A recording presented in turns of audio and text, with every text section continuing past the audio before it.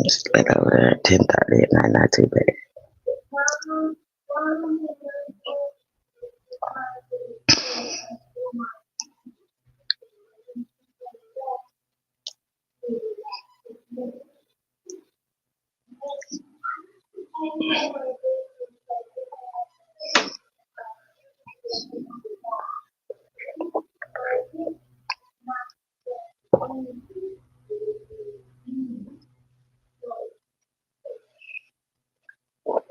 Hello, Kimberly Keaton, Metro Mac.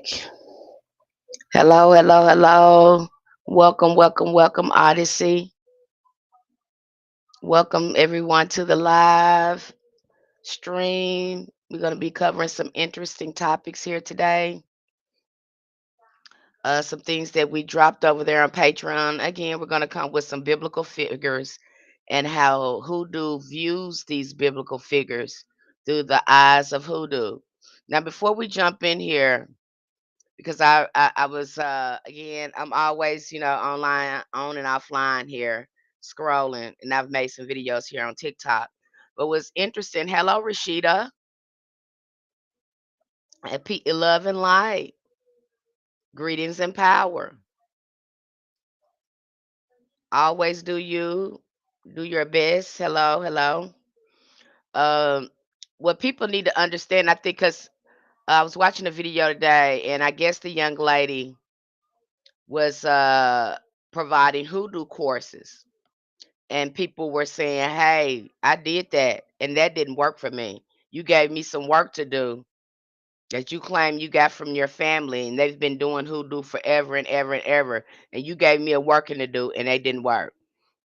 And so instantly she went to looking at the person who was doing it. And I do that too.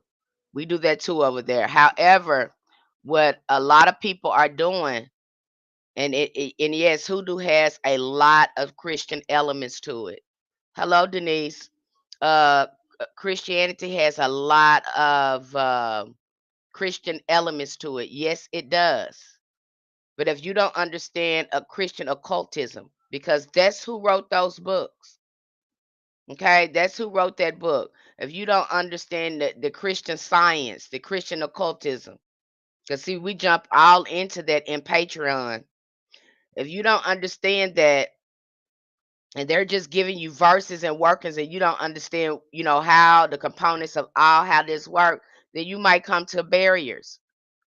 Okay, because you have somebody who just teaching you work, and they're not teaching you the science, all the context it takes to get work done. Sometimes they're only using their Bible, what they ancestors taught them, and they're not getting to the meat of it, why their ancestors use the Bible like that, and what makes up the Bible. And see, we go, oh, hi Ethel, Annie, Jess, Pete, Rasta, JH, hello, hello everyone, all my TikTok family over here.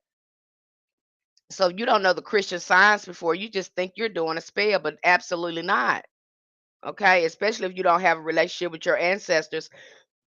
And some of these hoodoo practitioners, they have a relationship with their ancestors, so their knowledge was passed on to them by their ancestors. So again, depending on who's teaching you and how they're teaching it, it's going to depend on your results.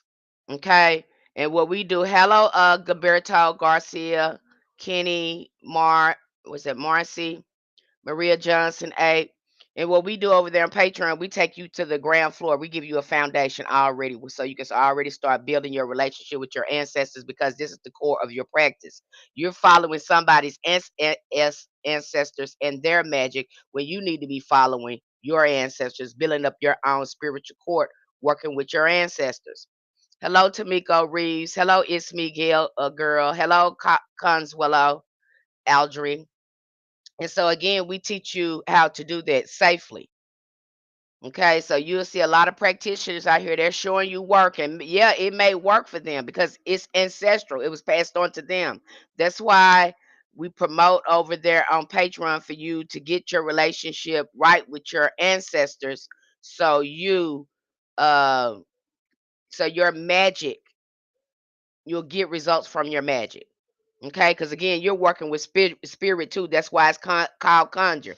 That's why they kept it out the church. We just dropped Um, we just dropped a lecture that's supposed to be dropping here soon over there on understanding necromancy, because that's what ancestral veneration is. It is necromancy. Okay, so if you don't understand these words and you don't understand really how hoodoo works, then it might fall short. But over there, we show you the spiritual science and all the working components in hoodoo. So when you do jump in there, you know what you're doing. You're not just following somebody else's spell. You know the meaning of everything that you're doing, and that can be a hang up. Okay, you haven't asked your ancestors. You out here doing this work. You raw dogging and looking for other people. A lot of people are just using Bible scriptures.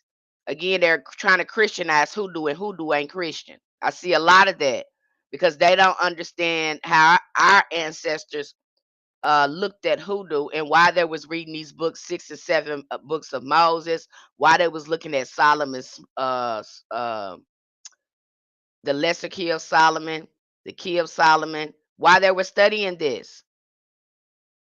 Okay, they were studying again. They were studying the occult science behind hoodoo and how it worked. They weren't doing this just belief thing like you see in Christianity. They actually had a science behind their spirituality. So you'll see some people out there too that they're going to be teaching just again. And I have to say this: I had to get on the young lady post and say, "This is the problem. Hoodoo ain't Christian." Okay, these people said they're not getting results. You can't deny their results um, just because you've been taught a certain way and this magic been handed to you by your ancestors. Again, hoodoo is ancestors, and you're trying to pass it on to somebody else that don't have a relationship with their ancestors. They're just trying to do magic. And I've said this so many times. You do yourself a disservice out here trying to do some magic, and you don't understand the context of it, especially when you go to cursing and hexing people, and you don't understand how that works. So we break all that down over there. And for you to understand how hoodoo works, it is important for you to understand necromancy, because that's what you're doing when you're developing a relationship with your ancestors. It's a form of necromancy, it's a form of developing a relationship with spirits. I apologize the way they have categorized this, but hey, that's how the church came in and categorized this stuff. And then you have the Freemasons, some of the Freemasons still holding on and bastardizing the Kemetic sciences, and you have them writing these books. Okay, and I break that down over there on Patreon too. So you don't understand the spiritual science, and we don't, a lot of us don't understand that there is occult science in that Bible. That's why you're not understanding a lot of it as well. And we don't know how our ancestors viewed the Bible. Hello, Queenie AA. Hello, Hunter Hutaru, who is Soulful Vibes, Alejandro, Yvonne, Consuela, LYRPJ. Hello, hello, hello, everyone in the chat. Hello. So again, you won't understand that because you don't understand the occult science, and people trying to high piece Hunteru. People trying, hello Freckles, hello Scorpio, hi Jay. People are trying to make hoodoo look Christian because we use the Bible, but hoodoo is not Christian. I have to keep saying that to people because now you got people spitting out Psalms and just quoting scriptures, and they leaving it up to that. But it's so much other stuff going on there. Okay, this is a spiritual science. That's why it worked, because our ancestors understood the science of spirituality and spirit. Okay, that's why a lot of them, they used their ancestors. They was excellent necromancers. That's what you're seeing when you go into voodoo. That's part of that what's going on there. And so if you don't understand necromancy and you don't understand a lot of these metaphysical or spiritual concepts, it's going to be hard for you to understand hoodoo. And we break it down in chewable size to help you understand so you can tap into your own ancestral magic. When you follow them, your magic is going to work. It just works like that. All magic is not one size fit all. It's not. You may not be good at candles. You might be good at jars. You might be good at petitions. Again, you're not going to know until you start following your ancestors and doing what they put inside you to do. Is this making sense to you? I hope it's making sense.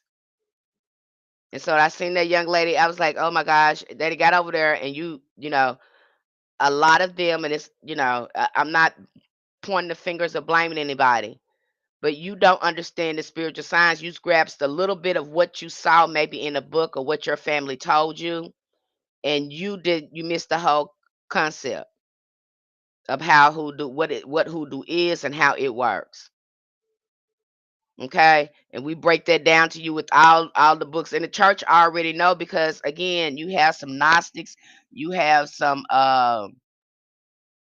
people in the church, that went out and become Freemasons, and again, they wrote these occult books. Most occultists, uh, where I've seen, are in some of these masonry orders.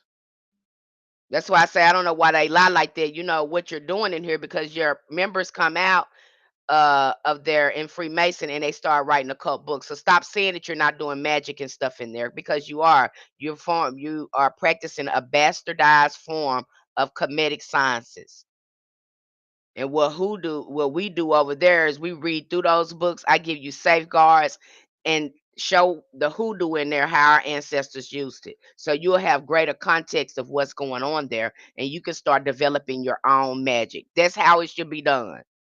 Because somebody's trying to pass you on something their ancestors gave them and it worked, it doesn't mean it's going to work for you.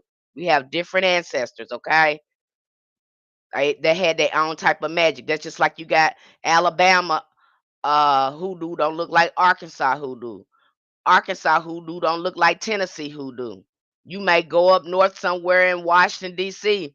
and it don't look anything like Arkansas hoodoo. Again, it doesn't mean that it's hoodoo. It just look different, and every family have their own practice. It's important for you to understand that, instead of getting into a course and somebody is giving you psalms to do and workers to do, have no idea of, what you're doing. You're just doing it because they told you it worked. And then when it doesn't work, you guys are wondering, trying to find out what's going on. We go from the ground floor and help you build up that practice. I just had somebody over there. I think her name is Kay, and she was like, "Oh my God." Uh, she said, "Oh my God, Miss Penny, I've been following everything that you suggested over here, and I have taken my practice up a level. I don't know how other people, which I'm going to chime in with them tomorrow, because we have a tarot card workshop that's coming up. I think it's on the 27th. Yeah, it's on the 27th, which is tomorrow over here. It's the 26th already over here. It's already Saturday. You guys are probably not even on your Saturday yet. I'm on my Saturday now. But I was telling, we're gonna go through that and see if their experience. She said, I started my ancestor altar all back over. I took off the pictures. I only started working with ancestors unknown and healthy ancestors. And she said she's seen her practice shift. See, that the information we provide over there, it won't surprise me when it helps you shift, because no one is talking about how to do this. They're telling you what to do, and the magic you should be doing, but nobody is telling you the science, the alchemy, spiritual, metaphysical components that make hoodoo what it is. And we break that down over there. You'll have clear clarity. If you're in that ritual and conjure tier, you're gonna get more clarity, because I'm going to give a lecture on every book. Then we're going to go through every book and read through the book. I might even give you a video. I'm definitely giving you the book, but you would definitely have clarity over there. And I'm not giving you no work. That's your job, to follow your ancestors and trust them to give you the work. So you're building a relationship with your ancestors as well. We talk about ancestral veneration and how to do it. We talk about necromancy and working with spirits. Again, because that's what we do over here in Hoodoo. What you think we doing? We call on John the Conqueror. What you think we doing? We call on La Madame. What do you think we're doing? We're doing necromancy.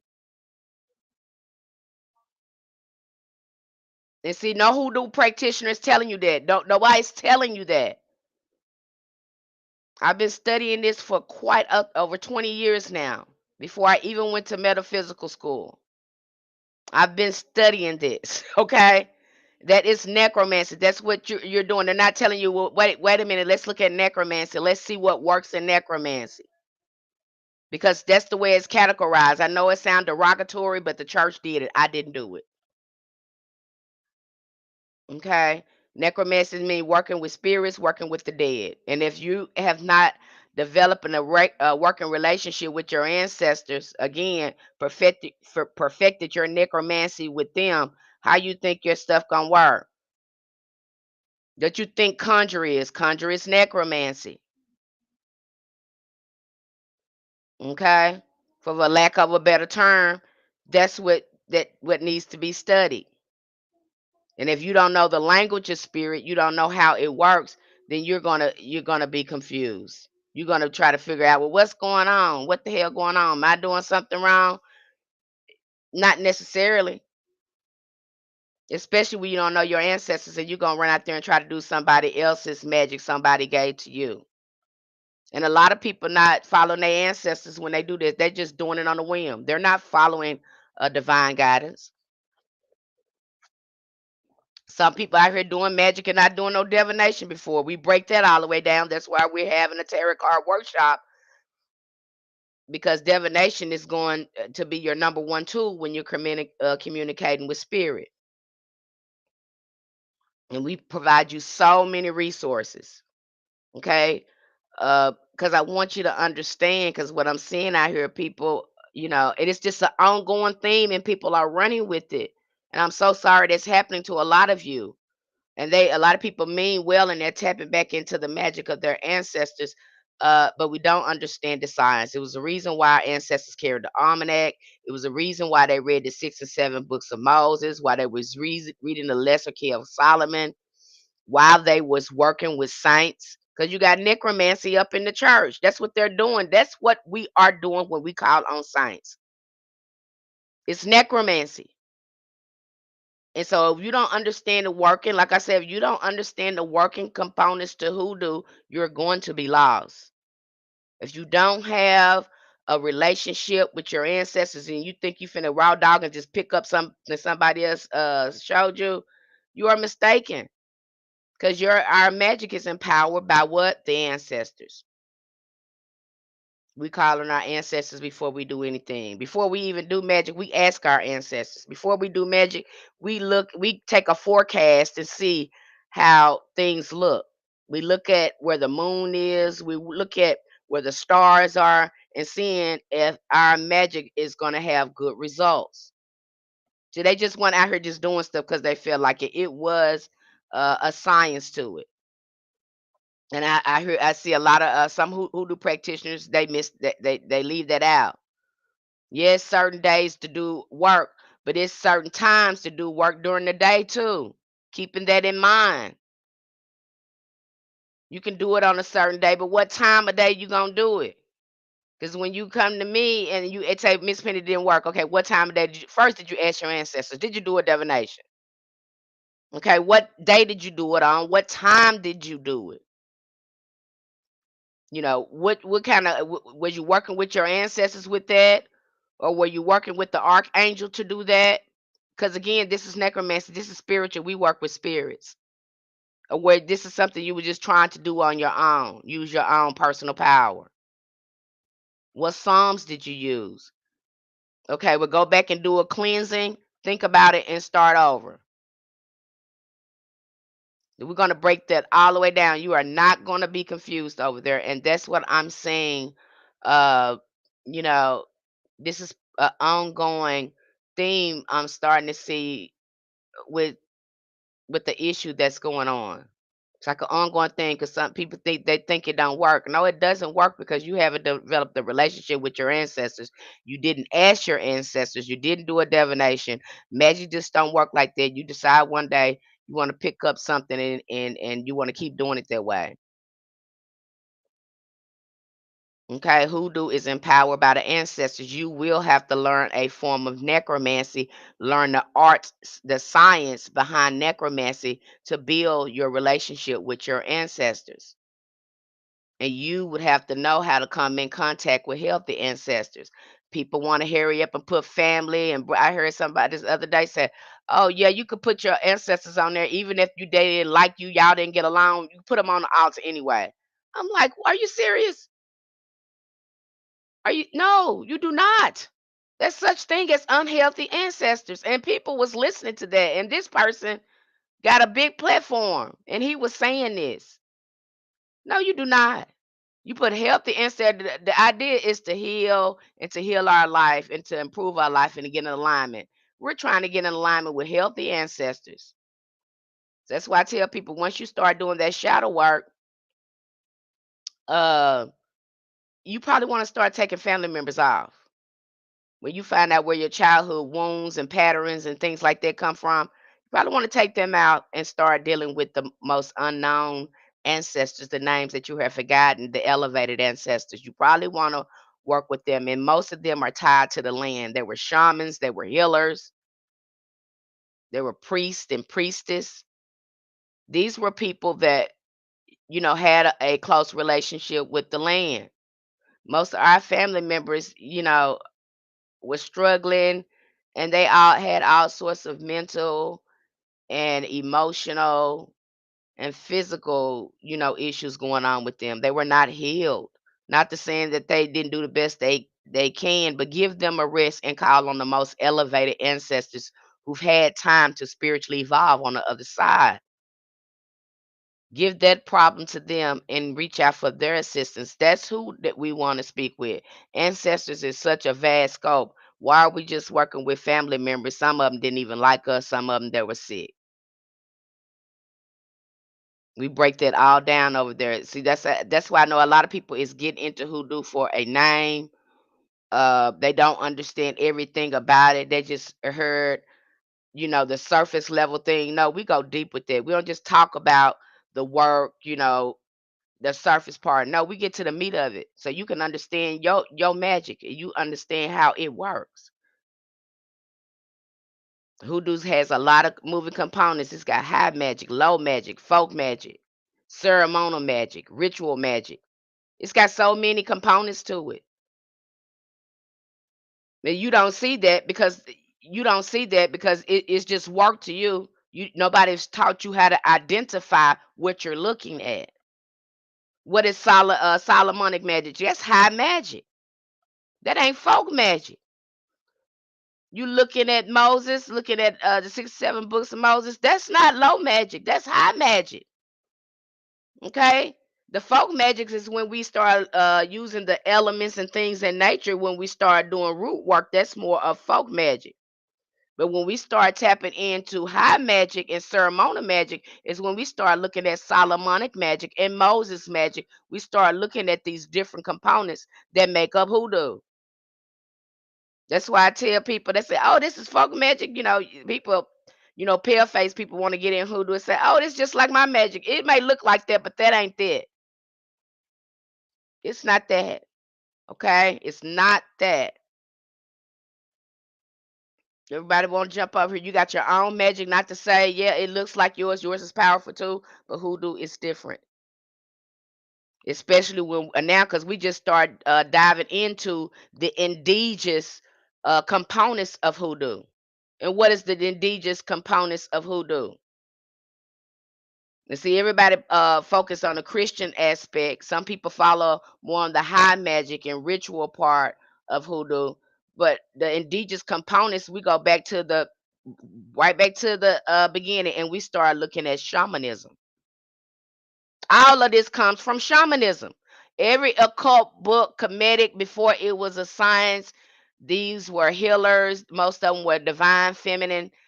And a lot of them gained a lot of this information from the oldest spiritual practice on the planet, which is shamanism. And see, you don't know that.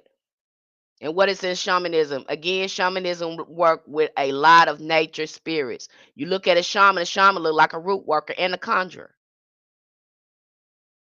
These are the same techniques and things that they were using in the occult, and then they wrote these fancy occult books. They wrote these fancy occult books trying to intellectualize and digest the knowledge that a lot of these shamans and a lot of these divine feminine women had passed on.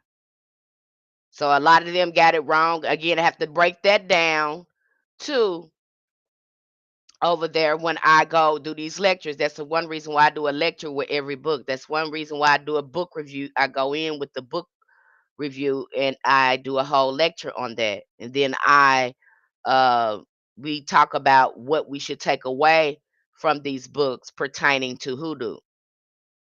That's what we do over here. Hello, YouTube family. I see two people in the YouTube uh on the channel over here, live stream. Hello, hello, hello, YouTube family. So again, we break that all down. But see, if you out here, you think, my ancestors said, yeah, they was powerful, but they did their work, and you trying to reconnect. So some of us got to start from the ground up. And a lot of what you do when you get over there, that's what I'm gonna recommend. Start healing, start doing your shadow work. You're gonna hear me beat that in your head. I'm gonna beat that in your head. Did you ask your ancestors? Did you do this? Are you taking your spiritual baths? Are you moving out blockages? Again, all of this works together. And if you just think magic just work like that and you don't have to do no work, then you are sadly mistaken. Every occultist, every magician, every hoodoo worker practitioner I know have had to put in work to perfect their magic. You're going to invest some time. You got more time than money, in fact. You're going to develop these relationships and understand how to work with spirit and what these sciences mean. We go through a variety of sciences over there, occult scientists over there. And it starts to make sense once you start seeing the components in hoodoo. You be like, oh, now it makes sense. This is why we do this, because this is necromancy. This is why we do this, because divination is a form of occultism as well. This is why we do divination. Okay. Oh, this is why we work with herbs, because this is elemental magic. This is folk magic. Okay. This is why our ancestors is following this almanac, because they was doing a little bit of ceremonial magic, high magic as well. So you don't know what you're looking at while you're doing it. And we break that all the way down over there. All the way down. Okay. So let's jump in here. We just did a great post over here. Um on Patreon, which I broke down Jesus, the Conjure Man, root work, healing, and spiritual power. Let's look at Jesus and how our ancestors looked at Jesus. We looked at Jesus totally different. That's why we were able to synchronize it. Okay, Hoodoo was able to hide up under Christianity, because again, this is their occult science and how they viewed it. These people were good at necromancy. That's good to when you're looking at ATRs, you're looking at a form of necromancy. Keep that in your mind. That's what you're looking at, for a lack of a better term. So you don't understand it, but because you've never been educated about necromancy, how to work with spirits. The church outlawed it, but my thing again, they still practice it because they still honor the saints. You're still practicing necromancy because this Jesus supposedly had died for your sins, but y'all still calling on him. Again, a form of necromancy. I'm gonna make his ancestral veneration, whatever you want to call it. But again, in their terms, that they have outlawed it and labeled it the black arts, and they have called it necromancy. Yet when they do it, it's fine. Are you understanding what I'm saying now? Is it making sense to any of you? Okay. And see, we break that out, and you're not a lot of us, and I've not heard any hoodoo practitioner come up here and break it down like this. They could probably tell you about the herbs and about the Christian church and how it functions, but nobody is talking about the science behind it, how our ancestors looked at it, and how to learn more about it. Do I teach? We gonna break it down over there. You're not gonna have no misconception. Yes, are you over there with us, Harentaru? Are you over there on Patreon? It was one girl on there. She's like, you break everything down like you like here on this platform. I break everything down. Yeah, you get no confusion. And sometimes I post things. If it's been a month or so, I'll repost things to refresh your memory. We just went through another book uh where I go, and this was in the Conjure, again showing them how to work with certain saints. And we were talking about Saint Cyprian. Saint Cyprian is supposed to be called the great conjurer among the hoodoo practitioners. He's he knows everything about the occult. And so we were going through his grimoire. um I was giving them information, a guide on how to work with him, and I broke that all down. Okay. And I bet you didn't know about Saint Cyprian. You didn't know that he was a great occultist, and a lot of our hoodoo practitioners work with Saint Cyprian, especially to develop their magic. Okay.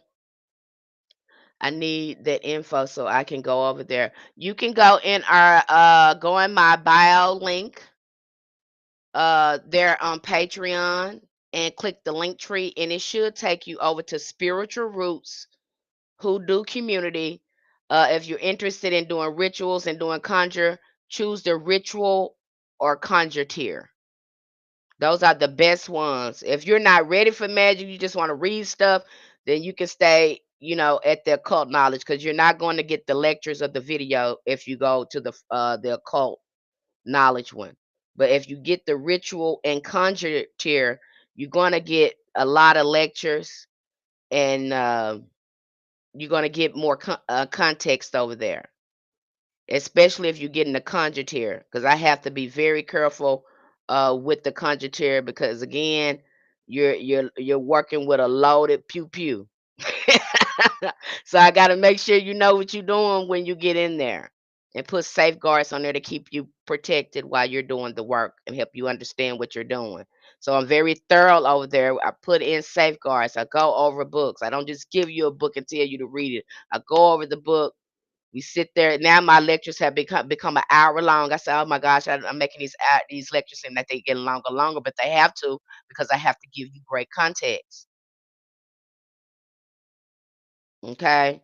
You don't see me over there. We don't go through the Bible like that, because I can't interpret the Bible for you anyway. But I do give you information on how to use the Psalms and how our ancestors use it. But I cannot interpret that Bible for you. You have to do that on your own, because again, magic is born in the mind, and your magic has to comprehend what that verse is saying. It may mean something else to you depending on your mind. Okay, cool. I have a natural talent, but I need to understand my power. We break it all the way down over there. We go through all the moving different types of magic, which I'm getting ready to talk about over there. All the different types of magic that's out there, and the types of magic that's in hoodoo, because there's different sorts of magic in there. You got conjure, you got necromancy, you got high magic, you got low magic, you got ceremony magic. You got what they call quote unquote chaos magic, what they're calling it today. When I was listed, I was like, chaos magic sound like hoodoo, because they, again, y'all borrowing components to build your own magic. So that's what chaos magic looks like. And so we talk about these different types of magic that's in hoodoo. And again, we're getting ready to talk about the occult and the occult influence on the spiritual science and the Bible. So you're not going to understand that. A lot of people don't understand that, because you don't understand that the Bible was written by occultists. Them people learn, we just talked about how Moses learned from the Egyptians. And the Egyptians had perfected their metaphysical science, what they call occult today. They just changed the name and called it occult, but it's still metaphysics. It's still spiritual science. What's your views on seven principles of the Houthi? I don't really go into Egyptian magic of the Pantheon that much, but my thoughts on that when I look at Egyptian magic and I look at Tahuti, I look at the older matriarch patron and I watch these gods or entities come in after them in the way they are paired up with these older matriarch cultures. Now, I believe this is just me and looking at how old Thoth is, because when we're talking about the Houthi and we're talking about them, those are really younger deities in the Egyptian pantheon. Okay, Sekhmet and Basset, all them are much older than these other what you call male gods. That's why you have them being married to some of these the Netaru or the goddesses in the Egyptian pantheon. You see them making them being married, or that's their father or something like that, or brother. You see a lot of that going on there. And so I, you know, but the power, and then you look at the essence of the Kemetic science, the essence of it is divine feminine. Okay. And see, how can you give Tahuti all that credit, and then who was we talking about? Was it Segment? I think she's the one created writing. She created word, sound, mathematics, and all that. So I don't know why Tahuti is given that much credit like that, because she created that. He wouldn't have anything to work with without her. So again, go back and look at that, because he getting credit for for being a scribe and all that, but he learned everything again from his female counterpart that they don't give any recognition to. And you see that up in the when I talk about the occult, I always say uh it's a bastard form of spiritual of occult that they have stolen from the divine feminine. And now they run around wearing these aprons. Again, they have to put that on because they are doing divine feminine rituals in there that have bastardized. Okay. And again, he doesn't have any recognition without her. He's just giving a scribe. You can see him again being he is also synchronized with Thoth as well and Hermes. But he is very new in that Pantheon. Okay, go back and I just, I don't want to get into too much there. Go back and look at the Netaru Kemet in its truest form. It's not until these Egyptians, though something happened. There was a gender shift that happened in Egypt, because when you go back into ancient Egypt, you seeing a lot of those goddess temples being flooded, and they built these masculine temples on top of them, and then we start seeing all these male sort of deities. Okay, there was some sort of a civil distress that was going on there. But like the great mothers have said to me, it started with divine feminine. And especially when you go back and look at the divine feminine and look at their spiritual structure, it starts to line up with voodoo. It starts to line up with some of Ifa spiritual science. It starts to line up when you start looking at it from the divine feminine perspective. Again, because everyone went there.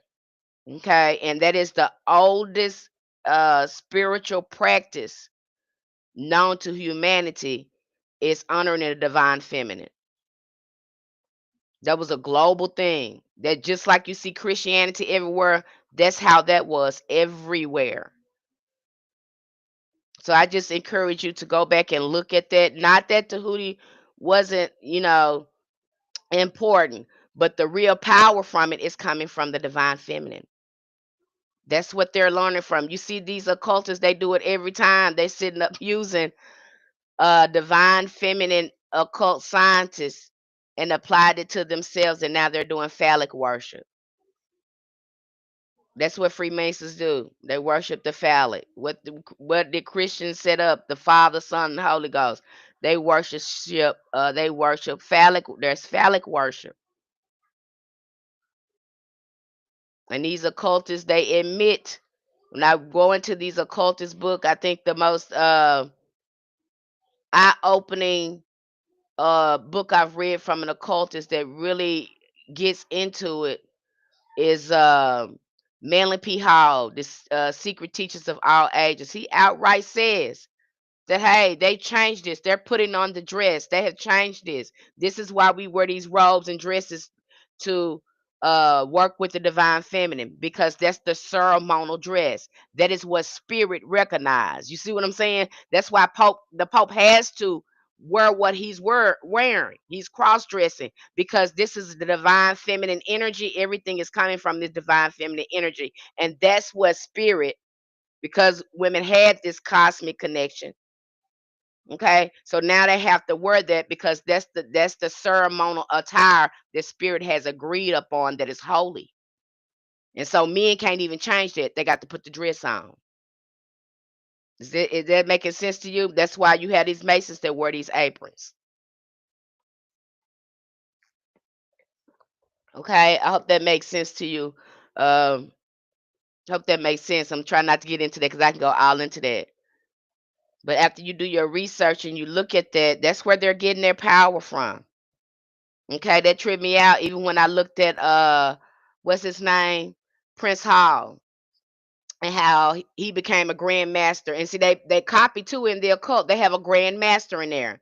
He acts just like the Holy See. The grand master acts just like the Holy See in the occult. He acts just like God. They got to ask him for permission and all that stuff. They got to appease the grand master in the lodges. So again, they're doing a bastardized mimicking, which both of them are doing some bastardized stuff going on there, the way they got this set up. But they are mimicking the Holy See. The Grand Master is the Holy See in the lodge. He makes all decisions. This God works kind of through him. Just like the Holy See saying he the Holy See, he said God works through him. And he supposed to have this, the Pope has that seat because of Peter. He supposed to be able to trace his descendants back to Peter, but none of y'all can trace y'all descendants back to Jesus. So why you're there? It's just so confusing how these patriarchs have set it up. It don't make sense. Okay, and that's why we have a lot of these religions up here that men have developed from the occult scientists that women have perfected, and they broke it down to religions that don't make sense. Okay, that's what happened when you steal something and then you try to make it a religion and make your God all powerful. That's what happens. But it was powerful when it was in its original hands and it was understood. I hope that makes sense to some of you. I know that's not a popular truth. You don't see a lot of hoodoo practitioners talking about that, but I have to break it down, decolonizing it, and take the misogyny out of it because we can do that now. We couldn't do it then, but we can do it now. Okay. And a lot of people don't like that either, who's been a hoodoo practitioner for, especially in the Christian church, because again, if you get in that Christian church too long and you don't remember, you know, how your ancestors used it, again, that Christianity can get in your head. And that's why you got some Christians in there doing hoodoo and they swear they ain't doing hoodoo. They swear they Christians, but they flat doing hoodoo in there. I don't know if they don't remember how their ancestors looked at it, or they just have let the religion brainwash them. I don't know. Okay. In the practice of hoodoo, Jesus is often seen, and not just as the Son of God, but a divine root worker, a master, a conjure man who performed powerful works, healing, transformation, resurrection, and spiritual intercession. He did all of this. And you mean tell me that man wasn't no conjure man? Because when our ancestors looked at that, they said, "Oh shoot, that's a conjure man. Jesus is a conjure man. He's the best conjure man we ever seen." His life was filled with signs, wonders that deeply mirror the practice of African American conjure and biblical magic. Okay, To many spiritual workers, especially those rooted in the tradition of hoodoo, Jesus represents the highest form of divine conjuration. He was a conjure man. He was a root worker. He turned that water into wine. You see what he did? And he walked on water. He was controlling the elements. Okay. His rituals, prayers, use of natural elements, communion with ancestors, and ability to command spirits and heal the sick place him firmly within the sacred lineage of conjure. Okay. I know this gonna make some of you Christian folks mad, but that man was a conjure man. He's doing all these occult sciences, all this occultism up in there. He's doing all this metaphysical, uh, you know, uh, work up in there. Okay. What is a conjure man? A conjure man or woman is a spiritual worker who calls on divine forces, ancestral wisdom, natural elements to influence, heal, protect, and deliver. In this sense, Jesus was not just preaching, he was actively working with the spirit. He was a necromancer as well. You're seeing it. This he did that. Okay. Let's look at several examples from the Bible that reflect Jesus' divine conjure work. I just talked about that turning the water into wine.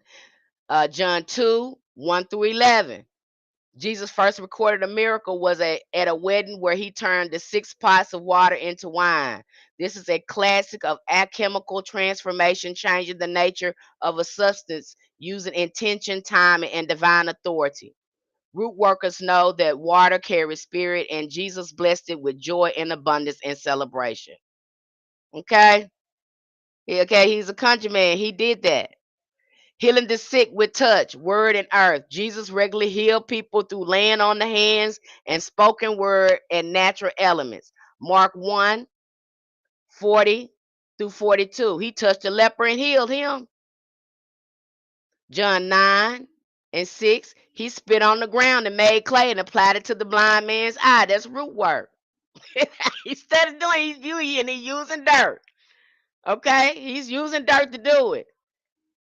I know that's making some of you country people mad, but that's how we looked at it, okay? Luke 8, 43 through 48. The woman with the issue of blood touched his garment and was healed by faith alone. Matthew 8 and 8. He healed the servant remotely simply by speaking a word. This is distant healing. He's using conjure. He's healing with his words. These healing methods are foundational in conjure, touch, and blessed items, earth-based medicine, and spoken authority. Now let's go into necromancy now because he did that too. Okay? So y'all like to get on us, but this Jesus was doing magic in the Bible. He was doing root work. He was doing conjure work. He was doing that. In fact, he learned from some of the greatest occultists at some of these metaphysical schools. They say he was with the SNL, I'm probably going to pronounce it wrong. Assassine. Okay, he was with these people a while. He raising the dead. Jesus also worked resurrection, conjure calling back the spirit from the land of the dead. John 11, 1 through 44. Lazarus raised from the dead after 4 hours. So that man went to necromancy. And he did necromancy himself when he brought himself back to life. He resurrected himself. This necromancy right there in your Bible. They gonna tell you that, but they're gonna Christianize and make it sound good and make it sound Christian like. But when you do this and look at this, they gonna try to do something to you. They gonna try to make you look like you working with the devil and all that sort of stuff. Even I can go in these people. They did not like these people. Okay, the same way y'all attack us. Some of these Christians attacked us from doing this kind of work. That's the same way they did Jesus. When he actually was doing conjure work and really healing people, they call him a witch and everything else too, just like y'all call us. He wasn't a Christian.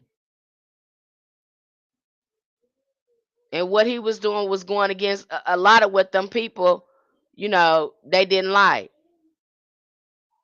Why you think, they so-called unalived him?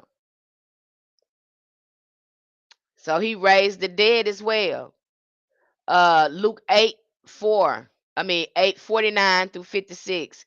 Jairus' daughter was brought back to life with the words of Talitha Kum. And that reminds me with in voodoo, in zombie, when they bring back a zombie, it's a certain word they have to say to bring that person back to life. Or if that person died unexpectedly, they can bring them back to life with one word. That's in voodoo. Okay, they can, and go and look into that Haiti voodoo. If they have somebody that passed away at an unexpected time, there's a word that they can say to bring them back. So again, you're saying voodoo, you saying hoodoo, you saying all that in this Bible. They say it wasn't there and they wasn't doing it because they, look like to me they're doing it because you're gonna document what he's doing, and this is exactly what he's doing. Then we call it out, we wrong. It's right there in your Bible. Hello, spiritual move. It's right there in your Bible. So you don't know your Bible. You got somebody regurgitating stuff to you, hooping and hollering and asking for your money, and they don't even. Most of them Freemasons. They just there to get your money. They're not there to help you understand anything. They understand this because they study this in their lodge. Believe me, they might not. They're telling you, "Oh, we don't study." Yes, you do, because if you didn't do and understand a lot of this stuff, y'all wouldn't be having members in there that's writing books about the rituals y'all doing in there. Most of these occult books are written by Freemasons. Go look at the Golden Dawn. Go look at Aleister Crowley. Go look at those societies. That's a form of Freemasonry.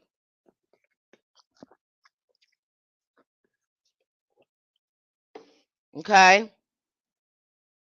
uh Luke 7:11 through 17. Jesus touches the coffins of the widow's son and the boy rises. He started doing necromancy in here. All through here, he's doing necromancy. He's raising the dead. You see that a lot in voodoo. That's why I say when I was as a little girl looking at the Bible, I was like, and even though I didn't know anything about voodoo, my spirit was like, this looks like voodoo. This looked like the very thing that they try to talk bad about, but it's in this Bible, especially in the Old Testament. When it comes to burnt offerings and making sacrifices and things like that, that's voodoo. That is Ifa. That is what they do over there in the indigenous spiritual practices. So they took a lot of this from an older civilization. Okay. The act of calling life back to the body by name, by voice, by divine will is one of the highest forms of conjure and is treated with sacred reverence in hoodoo. Okay. So this is what he was doing. He was doing necromancy. You think them people was liking that? Because the church had already, them Pharisees and Pharisees and Sadducees had already labeled stuff and trying to outlaw stuff. But yet he was doing it effortlessly, but doing it in a way that was helping the people. And see, a lot of them was using the occult. They've been using this for a long time to on the profane, because the people that don't have the information, they call you profane. They don't have nothing to do with you. They look at you crazy, okay, because you don't understand this occult knowledge. So you on the outside. They're in the know, so they don't look at you the same. You're just a profane person, an ignorant person, because you don't understand the occult science. And here you get, here they see Jesus understand this, but he using it in a way not against the people, but for the people. Like I said, this knowledge goes all the way back. They stole this. They went in Kemet and stole all this knowledge and bastardized it and blasphemed it and just turned it inside out. Okay. That's what a lot of, that's what you see that's going on there. They ain't gonna tell you that, but I'm gonna tell you. Uh what else he did? Casting out spirits. He cast out spirits. Jesus worked as a spiritual cleanser, casting out evil, unclean spirits. Mark 5:1 through 13. He drove out the legion of demons from a man and into the herd of pigs. Okay, that's a form of shamanism as well, and necromancy. Mark 1:23 through 27, he silenced a demonic spirit in the synagogue. Matthew 17:14 through 18, he delivered a boy from a spirit that caused seizures. Again, this is shamanism. This is a deeper form of shamanism. Conjure work, necromancy. Spiritual workers in hoodoo know this type of work well. It is a spiritual warfare using divine command and holy presence to break demonic strongholds. Now let's get into the transfiguration. It's very interesting. When we talk about the transfiguration, again, you Christians, or for you that want to go in your Bible, Matthew 17:1 through 3, Mark 9:2 through 4, Luke 9:28 through 31. And behold, there appeared unto them Moses, Elijah, talking with him at one time. Who was he talking? His ancestors. Okay, that's ancestral veneration. That is necromancy. Okay, said Elijah and Moses looked like he was talking to him at one time. This event is deeply significant. Jesus stood between two powerful ancestors, Moses and Elijah, both of whom had already crossed into the spirit world. This is clear ancestor veneration and communication. But you want to call us doing something, but Jesus did it. See, that's why I say, yeah, y'all talk about what Jesus do, but a lot of them don't do what Jesus do. Because if you was to actually do what Jesus do, you will actually gain some type of insight. You will actually learn something, but you talk about what he do, but nobody does what he do. Most of the conjure people and the hoodoo people and the healers, they're doing what Jesus do. And yet a lot of y'all call them devil worshippers and everything else, some of y'all. Because we understand the spiritual science, and these people got you ignorant and love you being ignorant, and they can teach you any kind of way and keep you dumb. They're taking advantage of you because you're not spiritually growing, some of you. Okay. Hello, Linda.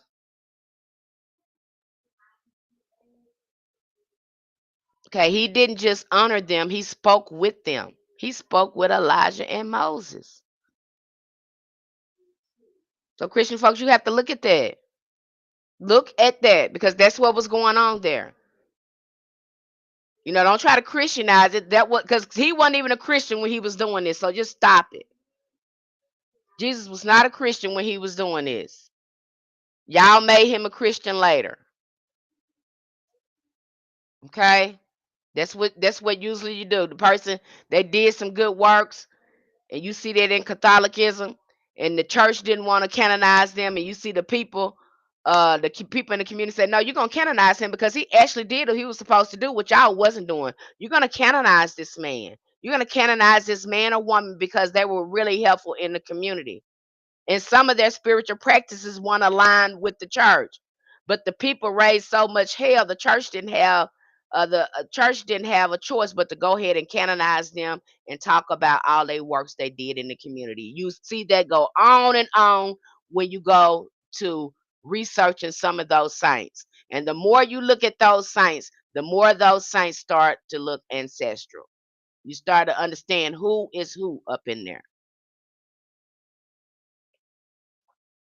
Okay, hope you're understanding this.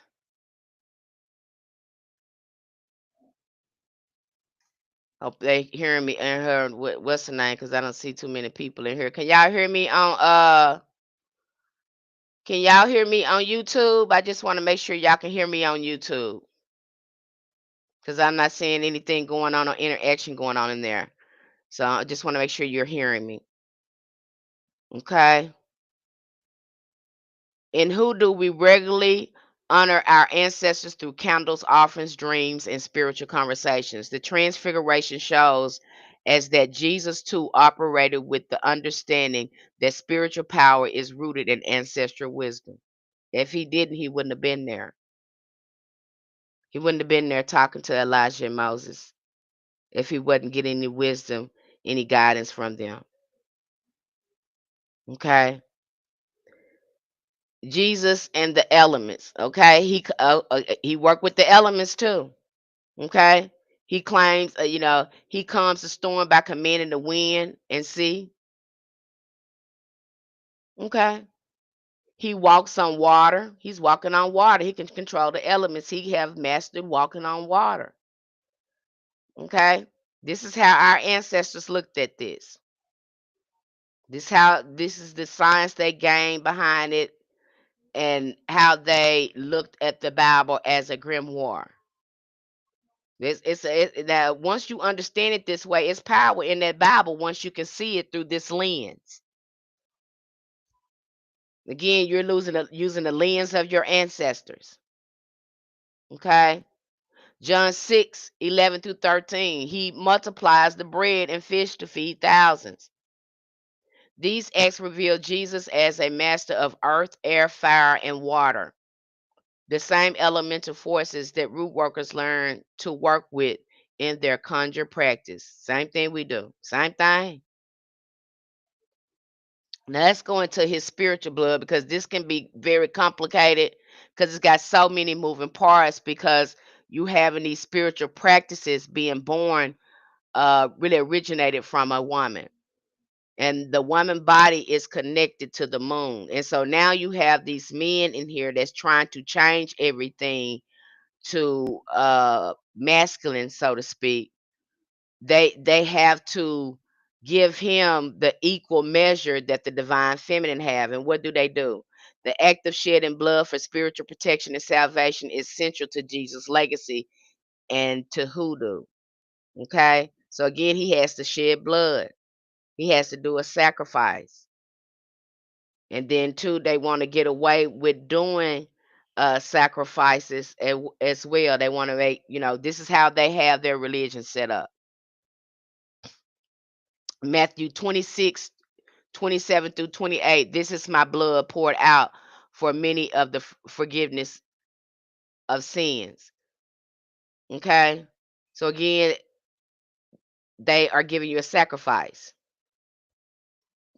to do your workings. His blood becomes a spiritual seal, a covering for deliverance, just like the blood over the doorsteps in Exodus. So again, we become covered in the work that we do because of his sacrifice. That's how the conjure, we looked at it in hoodoo conjure. In hoodoo, blood from ritual, ministration, or animals is a sacred substance used in protection, domination, offering work. Jesus' blood was the ultimate sacrifice, sealing the work. That's how we looked at it. Okay. Now I can go into this a lot more, because again, you're seeing too the misogyny in that when they're using the blood, even circumcision.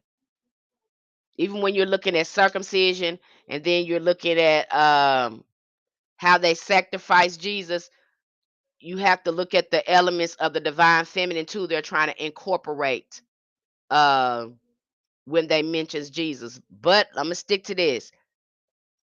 Our ancestors looked at it as something as sealing their work.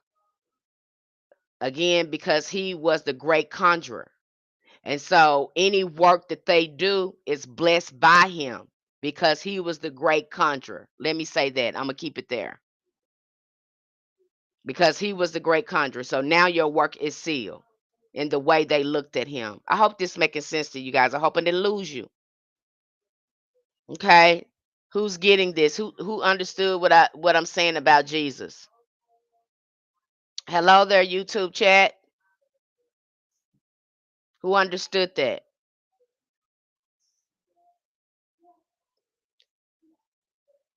Jesus is the master root worker. He prayed constantly. He fasted in the wilderness. He knew the names of spirits. He worked with divine timing. He laid hands. He blessed objects. He used words of power. He is the model conjure man, fully connected to the Most High and fully immersed in spiritual law. When we look at Jesus through the hoodoo lens, we don't see superstition. We see sacred signs. We see a man moved in truth, healing, justice, and spiritual mastery. His life reminds us that conjure is holy, that healing is our birthright, and that working with spirit is divine as a divine calling. Okay? That's what we see. That's how hoodoo practitioners look at Jesus. Did to give you a real breakdown of how our ancestors looked at Jesus. And some people we have, they have a problem working with that archetype. And I think it really helps when we break it down and look at it through a hoodoo lens. It takes down all that resistance. It takes down a little bit of that resistance in how our ancestors viewed the Bible. Because a lot of us don't like the Bible, we don't like religion. And you got some hoodoo practitioners that don't like using the Bible uh, in their magic. But we have to respect the fact that our ancestors, they use that Bible in a different way and make the effort to see it through their eyes. That's when it becomes magical to you. When we begin to see the Bible through the lens of our ancestors in hoodoo, then we gain more insight behind it and we value that Bible more when we understand it. But if you don't understand it and you have no context and you don't understand the occult science behind it, let me get here. You are not going to like the book. You're not going to pretty much like the book because all the resistance and all the damage that it done. Okay, biblical figures are more than moral characters.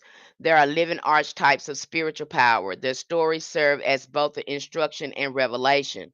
One such powerful figure is the prophet Samuel. We're going to talk about the prophet Samuel now, because when we start to look at these prophets too, again, these are men too that was good with working with spirits, necromancy, angelology, uh root workers, conjure men. This, when you take a closer look, you start to see like, dang, that's no wonder our ancestors looked at that like that. Known in scripture as a prophet, priest, and judge of Israel, Samuel exemplifies the traits of a seasoned conjure man, a spiritual mediator, a diviner, a vessel of divine law. From a hoodoo perspective, Samuel's work aligns closely with traditional African American root work, dreams, spirit messages, anointing oils, and righteous judgment. Okay, so when we start looking at these prophets too, you're looking at conjure men, you're looking at root workers.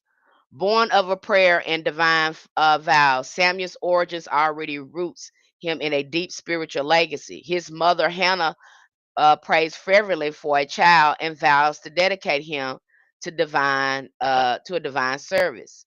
First Samuel 1:1. Her womb was opened by divine favor, showing us that Samuel is a child of a sacred promise. In hoodoo, children born from the spiritual vows or through miraculous means are often believed to carry powerful gifts, prophetic dreams, second sight, and healing hands. Okay? You can go see that scripture again, scripture First Samuel 1:10-11. And was born in bitterness of soul and prayed unto the Lord and wept sore, and she vowed a vow. Okay, so she prayed for him. So you have some people that cannot get pregnant. I know there's a lot of practitioners, especially the doulas. I don't know if this is popular with you, but I've seen some root workers that work with women who cannot get pregnant. They give them scriptures to read, give them herbs to take, and then once they're consistent with those herbs or doing those yoni steams, then they become pregnant. Okay, so you have some root workers out there help women have babies. The call of dreamer and seer. Samuel's first prophetic experience is one to many spiritual workers, hearing the voice of spirit while lying down at night.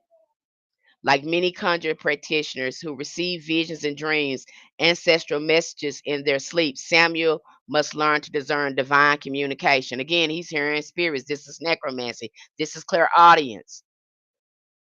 Okay, clairaudience is in the Bible. Okay, Christians is in the Bible. Samuel is hearing God. Okay, He hears the voice of God calling him in the night 3 times. And number 3 is very important in hoodoo. In the tradition of hoodoo, the number 3 is powerful for invocation, confirmation, manifestation. This moment initiates Samuel into the realm of divine communication, just as many spiritual workers are awakened by persistent dreams and signs or messages from beyond. Okay, some of us get are being I see a lot of people say I'm awakened at 3 a.m. to do things. That's a popular spirit time between 3 and 5 a.m. You'll catch yourself doing a lot of root work during that time. That's the best time to do workings. And I break that down over there why that time, why those time frames are so important. Why is it so popular to do workings at those times? Okay, scripture. Okay, that goes into calling out scripture. So if you want to read more about that, it's scripture 1, Samuel 3, 4 through 10. The Lord called Samuel and answered him, answer, here am I. And the Lord came and stood and called as at the other time. Samuel, Samuel. Then Samuel answered, speak, for thy spirit servant heareth. Again, this is clairaudience. This is necromancy. Okay, this is mediumship. This is what he's doing here. They said Christians go read your Bible and see what's going on because you don't know what's going on. Y'all reading this Bible, but you do nothing that these people do in it. And these characters are for you to learn how to walk with spirit, but y'all don't use them like that. You use the stories in there, but you're not using the spiritual science in there to better your life. In hoodoo, this kind of spiritual hearing is known as clairaudience or divine inner knowing. It's assigned a true conjure worker chosen by spirit. I'm showing you they conjure workers, they root workers. Okay? Because if I'm pagan, I'm doing witchcraft, so are you. You just don't understand that you're doing it. And you're doing it blindly. No, y'all don't want to hear that, but I'm telling you, that's what you're doing. Hi, Tierra. As a judge of Israel, Samuel takes on the role of community root work. What do a priest do? A lot of the root workers and people do. A root worker, a spiritual figure who corrects wrongs, delivers justice, restores balance. In hoodoo, conjure workers often serve the community by writing spiritual situations, whether through justice work, candle burning, or court case work. Samuel's leadership is not political, but a spiritual authority guided by divine law. You got them doing the same thing here. Okay, you're seeing it for yourself. You're seeing all of this for yourself. You're hearing it right here. Let's go on here. He not only speaks for spirit, he upholds ancestral tradition. He calls people back to righteousness and warns them when they stray. This is the duty of a conjure man or woman to keep the community aligned with spirit, truth, and integrity. And see, I think that's what a lot that went on in the church, and that's how Freemasonry got up in there. Hoodoo was strongly in the church, and when Freemasonry got in there, I think that's how hoodoo got eased out. That's just my take on that. Y'all heard me say that a couple times. I'm gonna keep saying that because I believe that. Okay. Scripture 1 Samuel 7:3. If ye do return unto the Lord with your hearts, prepare your heart unto the Lord and serve him only, and he will deliver you. Okay, so that's where you can find that scripture at, where again he is guiding the community. Like a conjure doctor, removing spiritual blockages, Samuel guided the people in uncrossings their lives and returning to balance and protection through spirit. Okay. Okay, let's talk about Samuel again. We're going again some more of his conjure he was doing. One of Samuel's most conjure-like acts is anointing Saul and later David as kings of Israel. In both cases, Samuel uses oil as a spiritual tool, consecrating a chosen one and calling forth their divine role. Again, this is Conjure. Go read this in your Bible. Hello, Willeen. Everybody that's joining the live stream on YouTube and TikTok. Hello, hello. We're breaking down some of the characters in the Bible. I hope this is becoming useful for you, beneficial for you. One of Samuel's most conjured, okay, we just talked about that. In hoodoo, oars are central tools for blessing, protection, power, purpose. They are prayed over, charged, and used in ritual work to call in spiritual authority. Samuel's use of oil is more than ceremonial. It is an act of divine conjure, sealing God's will upon the chosen vessel. Again, you're seeing ceremony magic that happens in here. You're seeing high magic being formed in here. You're seeing folk magic. You're seeing ceremony magic. You're seeing high magic. You're seeing that in this Bible. But see, you don't know that. Okay. And then a lot of people too, they get into hoodoo and they don't understand these sorts of magic. They've just been taught the folk magic perspective of hoodoo. They don't understand the ceremony, high magic, and how all that works in hoodoo. They're reading that Bible and kind of missing it. Okay.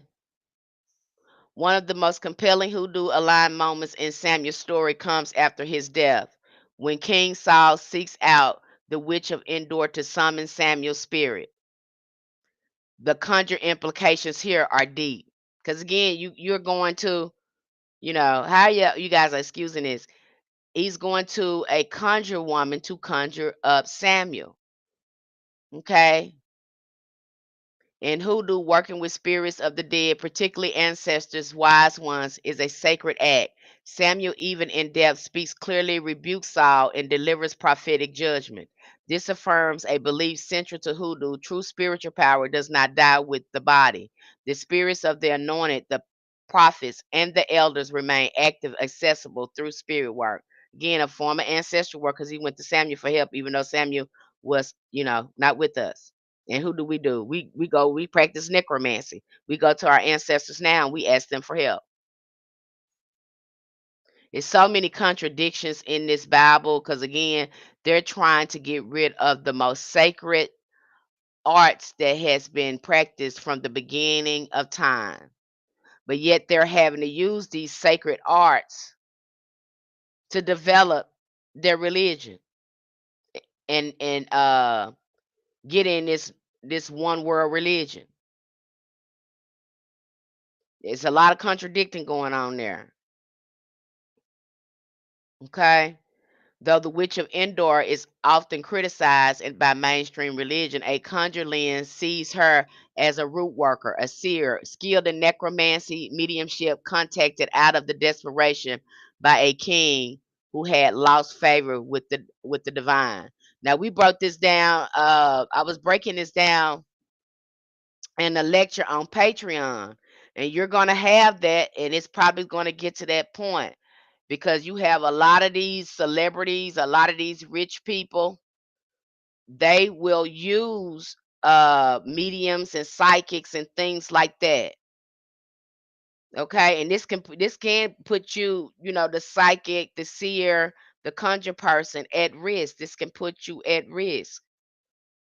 Okay. Uh you might been told they may give us restrictions on doing things like this, but yet we got politicians and all church workers coming behind our back needing our help. And that puts us in a crazy position because y'all just said this ain't what you do, but then you're gonna backdoor me behind your church, behind your congregation, and you're gonna go see a hoodoo or conjure woman to help you. You have people do that. You have people that do that. Okay? So be careful when you're working with these type of people because they can again uh, they can eh, jeopardize your life with that. So be careful on working with some of them. You got some practitioners just say, no, I'm not gonna do that.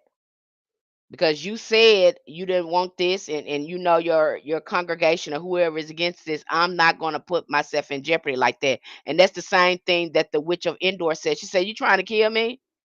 Why would you come here after you outlawed this? Are you trying to set me up? That's what she told Saul. Said, no, you trying to set me up. He was at him. He's like, no, no, no, no. I really need you. I really need you to do this. After the fact, you have outlawed me doing this. That's why practitioners have to be very careful who they work with. Okay. And she didn't want to do it. But she did it, okay, because he kept on again urging her to do it. Samuel Rose in hoodoo. Again, in the hoodoo tradition, he's viewed as a seer. He can see spirits clearly. He's a conjurer, a judge, a prophetic dreamer, a medium whose spirit remains active in death, a user of conjure oil and sacred ritual. Again, he was very familiar with ceremonial magic and ritual, a protector of divine law and ancestral order.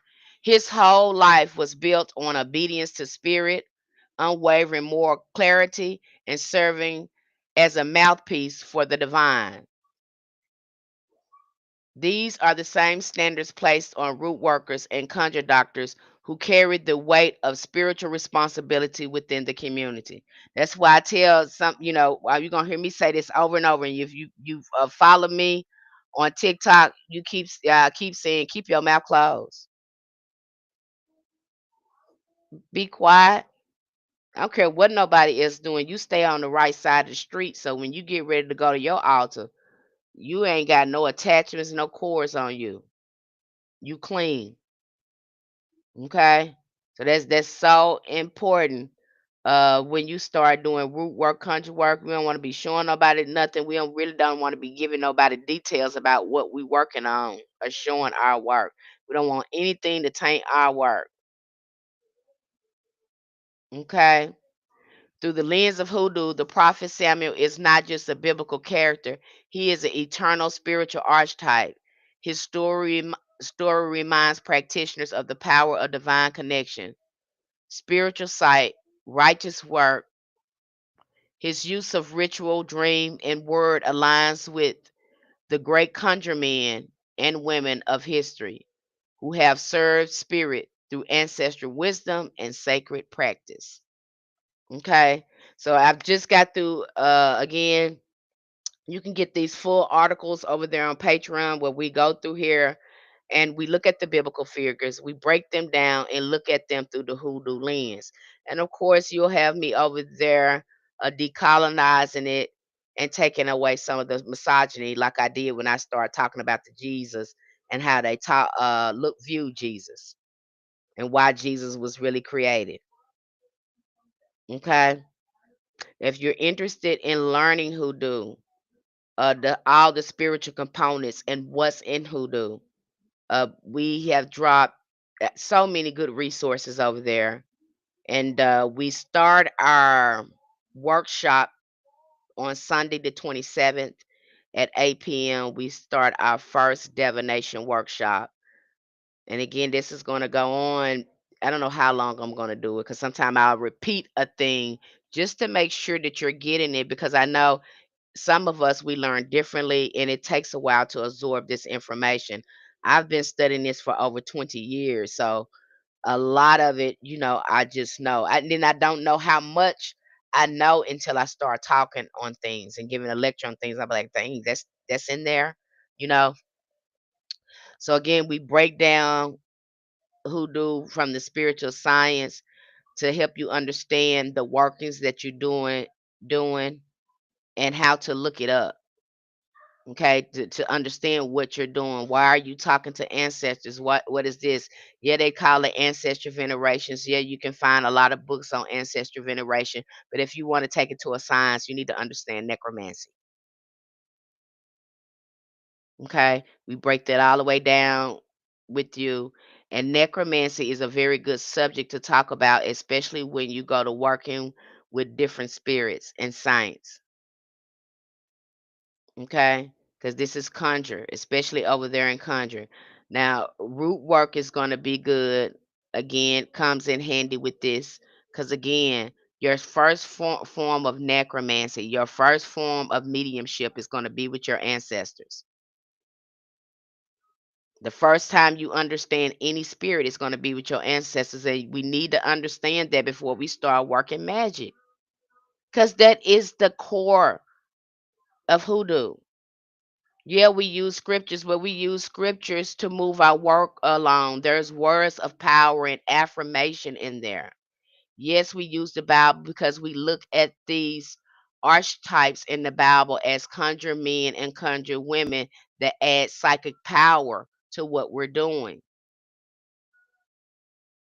And I know there's, you're hearing, oh, I just have to do Psalms and do this work here and do this work. No, beloved, no, you just got to sit down somewhere and listen to your ancestors, and they will tell you what to do. I'll give you all the information over there, and I will guide you on how to do certain things. But the first thing I'm going to ask you, did your ancestors tell you to do that? Did you do a divination? Especially when you come to me and tell me something don't work. I don't know if your ancestors agreed or were you in alignment again. We're gonna check boxes and try to see what's going on and start back at the beginning. Okay? Why would you feel disconnected from your ancestors? Uh there could be a variety of reasons. Are you honoring them? Are you consistent with them? Are you spending time with them? Are you talking to them? Which ancestors are you trying to talk to? Are you trying to talk to family ancestors? Are you trying to talk with healed ancestors? All of that matters, especially if you're not being consistent with them and being real with them. Don't go to that altar with no fluff, with these fancy words and all that stuff. Honey, your folks already know you ain't no sense in you shucking and jiving with them. You might as well come there as you are and tell them what's going on with you. Don't go there with no fluff. They don't like that. They already see you. You need to come there with an open heart. And then which ancestors are you venerating? Because if you working with some family members, to tell the truth, it's some family members that don't like you. You see that for yourself. You got family members up in there don't like each other. So I don't know why you would think you would put all them on your altar. And it really concerned me when I seen another hoodoo practitioner repeating this. I was like, why would you? Now you wouldn't want to be around nobody you didn't like in your life. You will make sure that you wouldn't be in their presence if you didn't like them. Why in the hell would you put them on your altar? It just made no sense to me. Why are you saying this? Now some of us didn't like, Auntie Georgia May. Auntie Georgia May had a fly mouth or whatever. We just didn't go around Auntie Georgia May. So why would we put Auntie Georgia May on our altar when we never went around her and didn't really have a relationship with her? Again, make that make sense. You just put in uh ancestors that's not beneficial and probably could block some of your blessings because they don't like you. You want to be intentional when you're choosing ancestors because you're building your spiritual core. You're gonna have certain ancestors that you work with. You got warrior ancestors. You got ancestors that are shamans that were tied to the land. You have a variety of ancestors. It's not just family. So they really concerned me when he said that. And this young lady, you could tell she was being intuitively guided. And I was like, I don't want to leave her out there like that. And she get that altar up and she ain't getting no action, no results going on because she's talking to ancestors that didn't like her. So, I sent her a message and let her know, hey, beloved, you can do it this way. You don't have to put ancestors or family members on your altar that did not like you. They the same way when they pass over, they don't change. So why would you put them on your altar? They still gonna be raggedy when they pass over. They haven't been there long enough yet to do their soul work. Because when they cross over, they still have to do some work. They still have to do some soul work and take some soul lessons. They have to do a life review over there.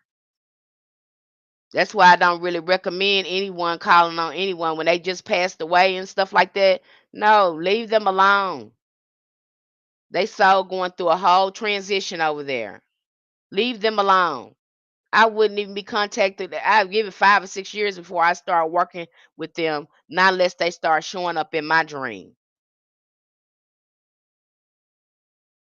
I don't even work with healthy. I mean, I don't even work with family members that was dysfunctional. Now they'll show up in my dream. They're passive, okay, but I don't have them on my altar. Do I pray for them? Absolutely, I pray for them because that's what my healing and ancestral work is all about. Is praying for them and doing my healing. That's what we're supposed to be doing to lighten and enlighten their souls and encouraging them to do their soul work so they can evolve on the other side. That's why you are venerating the older ancestors. They do that for you. They guide you in the prayer work you should be doing. They guide you in the shadow work that you should be doing to help heal your lineage and bloodline. You don't put sick people, even when you go through the ATRs and stuff, their main goal is to put you in alignment with healthy ancestors. Okay, so we need to be very careful. And we break that down over there. And like I said, I might post some of those reviews. I don't know, but I'm getting a good feedback from people who are following it that way, the correct way. They're getting better results than the other people that had just threw family members on their altar, and now you venerating them, and you know them people was sick, they was dysfunctional. You know, they wasn't no help while they was really here. So how you gonna think they're gonna be helped on the other side? Again, those unknown ancestors going back 2,000 years or more is going to be more beneficial to you. Let those ancestors work. Let them do their soul work. This doesn't mean they won't show up for dreams. They won't show up in your dreams. Some of them will. What else I was going to say?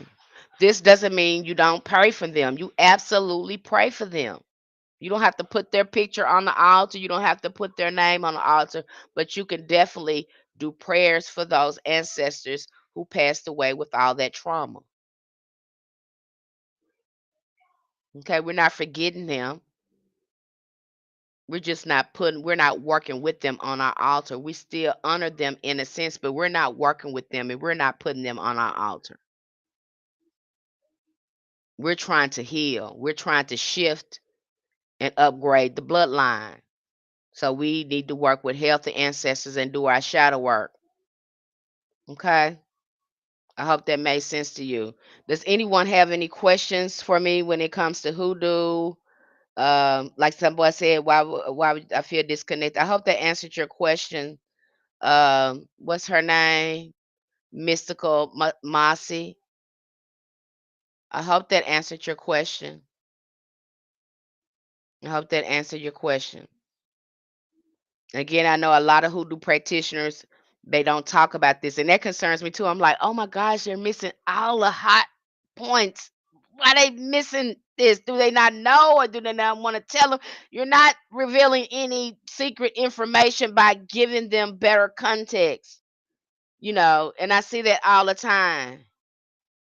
All right, Mr. Kamasi. Okay, I see that a lot of time because again, hoodoo becoming commercialized. You got people in here that's now grounded in it. They don't understand the spiritual science. They're taking the surface and running with it. They don't understand the context of all of it, And so they're gonna try to teach it because they seen their family member do it, and this is what they did, and all that. Again, that's your ancestral magic. This is not a one size fit all. Just because somebody else can do some fire candle magic, don't mean you can. You might be fired with some jars. You might be fired with some petition papers. Okay. You might be fired with some lamp, but you're not going to know that if you're not talking with your ancestors. This is ancestral. Stop trying to do what everybody do and do what your ancestors tell you to do. Follow your ancestors.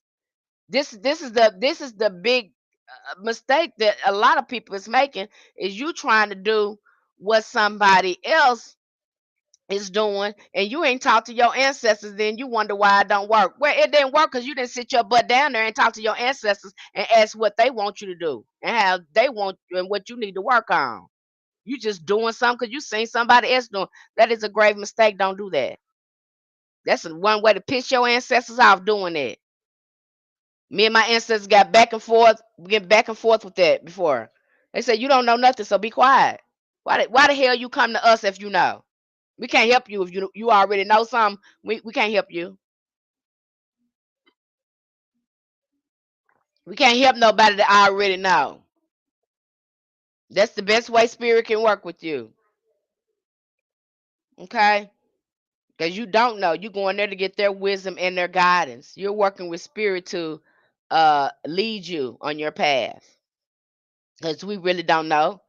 Even though we're trying to educate ourselves and things like that, this is our first time, keep that in mind, working with spirit. I don't care how many books you read.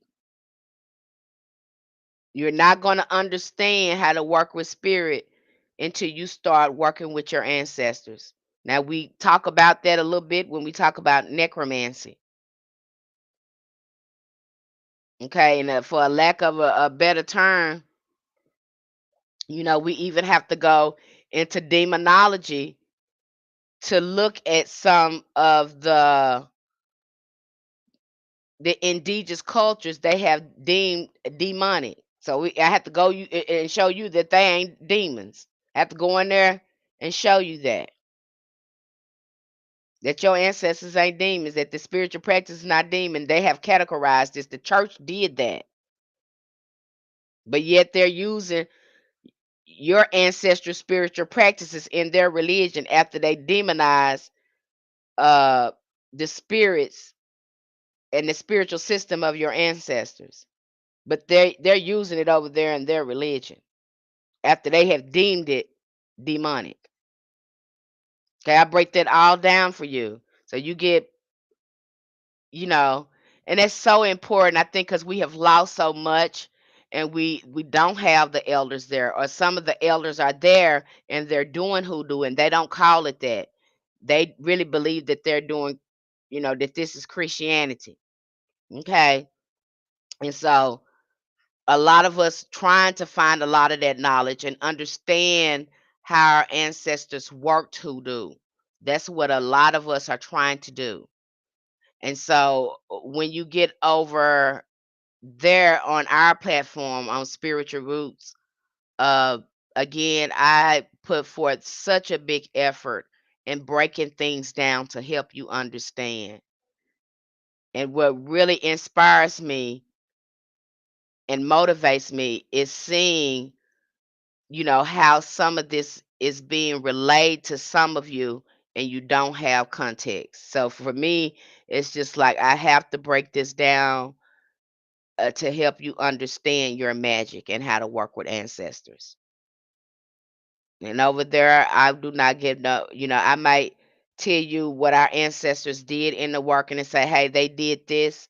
Usually, like somebody had asked me about a lotus stone, and they were doing some work with the lotus stone, and I kind of gave my feedback on it. I was like, well, I know it has to be magnet, and you have to have magnetic sand if you're going to work with the lotus stone. Now, the way our ancestors used it, they were very popular in mojo bags, but I don't know how you're going to use it. But I definitely know that you're going to need some magnetic sand because the lotus stone is all about attracting things to you. So again, understanding that work and knowing that you're going to have to feed it. Okay. So again, just like breaking it down. So is the voice of you hear your intuition, ancestors, the voice is not male or female, but you hear it. What do you hear? That varies from every person. I mean, sometimes I know when my Ori or my higher self is talking to me.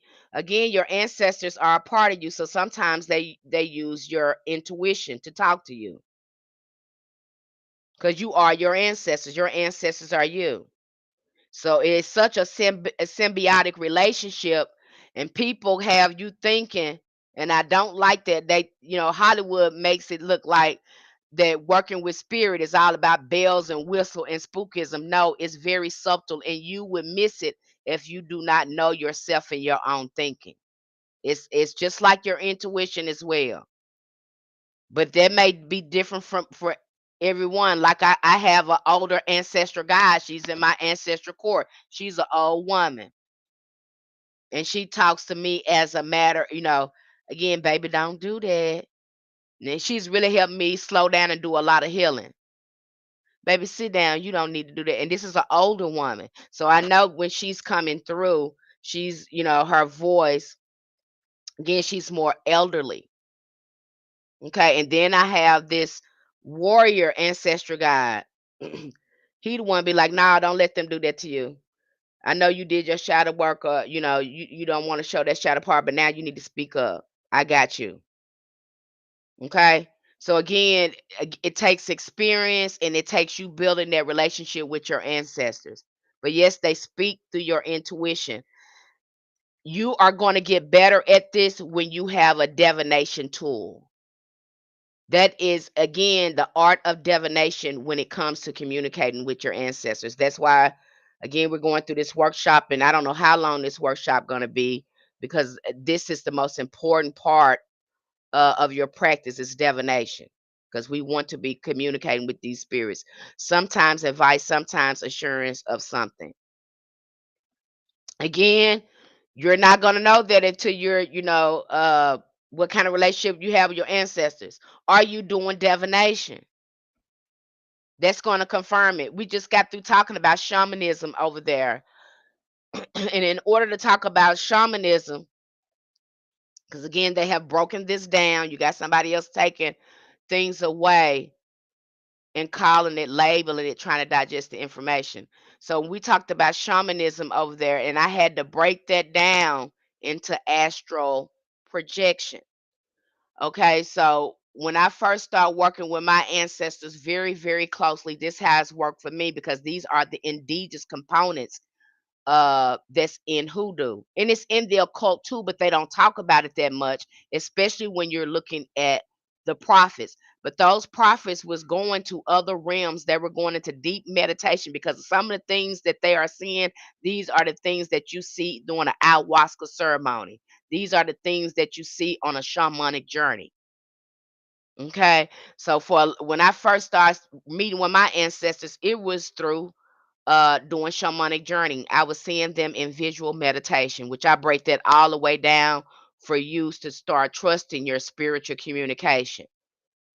We just that drop a lecture will be dropping on that probably within 2 or 3 days, where I broke shamanism all the way down and help you understand astral projection and how to talk to your ancestors through uh, visual meditation. I have not. I'm learning about myself and who I am, and then I just naturally hear things. Again, developing, don't just be hearing things. We need to be intentional. If you're just starting out, we need to start doing libations to our ancestors and start invoking them. If you don't have an altar, don't just listen to things. Okay, we need to be intentional about who we want to communicate with. Are we communicating with ancestors? Did we pour out the libations? Did we invoke them? Did we give them permission to speak to us? That's why if you want to take a life form, start doing libations and invoking your ancestors, the most beloved ones, the ones that want you to have a great life. Okay, they wish well for you. So again, I started talking to my ancestors in meditation, going to do journey work, and these are the indigenous components because now we start to understand um hoodoo from the indigenous cosmology perspective when we talk about shamanism. Then when we go into shamanism, the occult started to make sense because they stole everything from that. Okay, they stole everything from that, and they start talking and divided them in different subjects because they didn't understand it. Okay. So when you go into shamanism, I know the ancestors that had me doing journey work. I was going to the upper world. I was going to the lower world. I was going to the middle world. We really help you understand magic and how to create changes in your life through this indigenous knowledge. I naturally lay things out around the statue and belonged to my grandfather. Okay, we want to be careful with that. You said you're naturally doing this, but are you invoking them? Are you spending time with them, beloved Phoenix Star? Are you invoking them and talking to them? Are you sitting there developing a relationship with them? This is important. We can't just be doing stuff, it has to be intentional. Okay. My thing with you was start divination, because if you're wondering about if you're really getting messages from them, you need to start a divination. You need to have some type of divinatory system going on. Or you can start doing journey work. With me, I do the journey work. I do my approach, because I was like, oh my gosh, this is looking like shamanism, the way the ancestors was guiding me to communicate with them. I would go into meditation, because again, when we go into meditation, we're going into the astral realm. They showed you that on Black Panther. They showed you that on Black Panther. They've been showing you over virtual reality. That's astral plane. So again, we go into the astral plane. I was talking to them, and then after I journey with them in meditation and talk to them, I go back and I confirm everything they say with a tarot reading. I do a reading on myself. This is a science. If you using the science the way you supposed to, you won't have to wonder about nothing. You won't need me for nothing. If you follow the science and doing it like, again, backing it up, documenting, you're going to see the consistency and synchronicities when it comes to communicating with your ancestors. Get a divination, test the spirits. There's so many divination options, especially when it comes to going to the astral realm, doing astral projection, shamanic journey, and what they call it now. Okay. And then coming out doing a divination. Okay. So that's what I can tell you, Phoenix Star. Do a divination. Get your divination skills up to really strengthen your connection with your ancestors. Because are you the one said you felt disconnected from your ancestors? Okay, that was Mystical Mossy. Okay, that was Mystical Mossy. I'm sorry. But again, I'm sorry, that was Mystical Mossy. Again, you do your divination. There's two forms. The most indigenous forms of connecting with your ancestors is shamanic journey, astral projection, going into another realm. Again, your imagination is more than what you think. It is your key to the astral realm. We just talked about that over there. I'm dropping gems on you right now. If you didn't know it, I'm dropping them here. It's up to you to take away and do something with them. The second part, when you come out of talking to them to confirm that you were talking with them and they said what they said, you can throw bones, you can do tarot card readings. I don't know what your form of divination is. I don't know. Everybody's spiritual gifts are different. Okay. And then number three, trusting your intuition. But that's really what's going on through a shamanic when you're doing astral travel or visual meditation. It's the same thing. They're coming up with these different terms, but it's the same thing. Okay, so I break that all the way down with you because, again, my mission over there is to help you develop a strong relationship with your ancestors, with healthy ancestors, so you can really master your magic. Because what? Why? Because hoodoo is ancestral centered. That is why it's closed. You're working directly with your ancestors. You are doing necromancy and perfecting your magic through necromancy. That is what ancestral veneration is. You're welcome, Phoenix Star. And see, nobody's describing it to you like that. I had some woman up here. I don't know if she's a hoodoo practitioner or not, but she was talking about how she works with people and do work for them. And she was talking about her spirits and this and that. And I said, this is going as she's using these terms, and these a lot of people don't even know she's talking about necromancy because she has a relationship with these spirits. That's what that is. Okay, you're not gonna know that because you just know ancestral veneration. You don't understand the occult science behind it. A lot of us don't understand the occult science in the Bible that they're using on you. And then some people are using the Psalms and they don't understand the occult meaning behind the Psalms and what exact powers are in those Psalms. Again, we break that all down for you. There will be no confusion over there. I promise you. And I just love the fact the way the ancestors are coming through over there and people are gaining clarity and they're gaining comfort and confidence in their practice. And that's how it should be.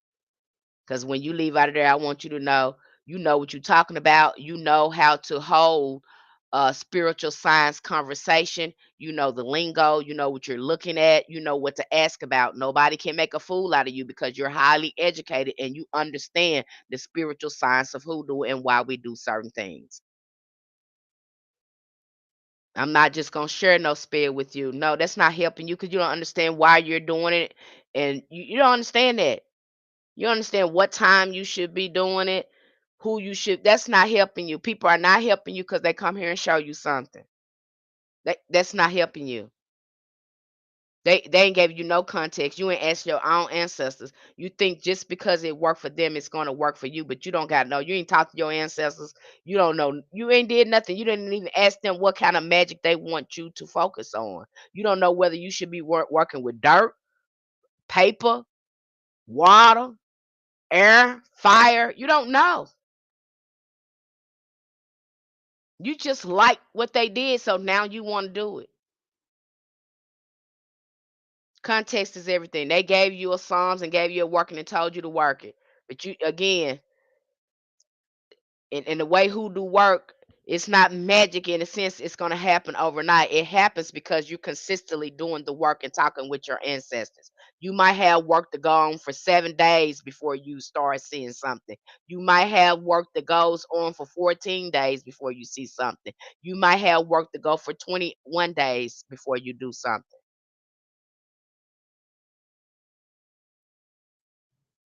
Okay.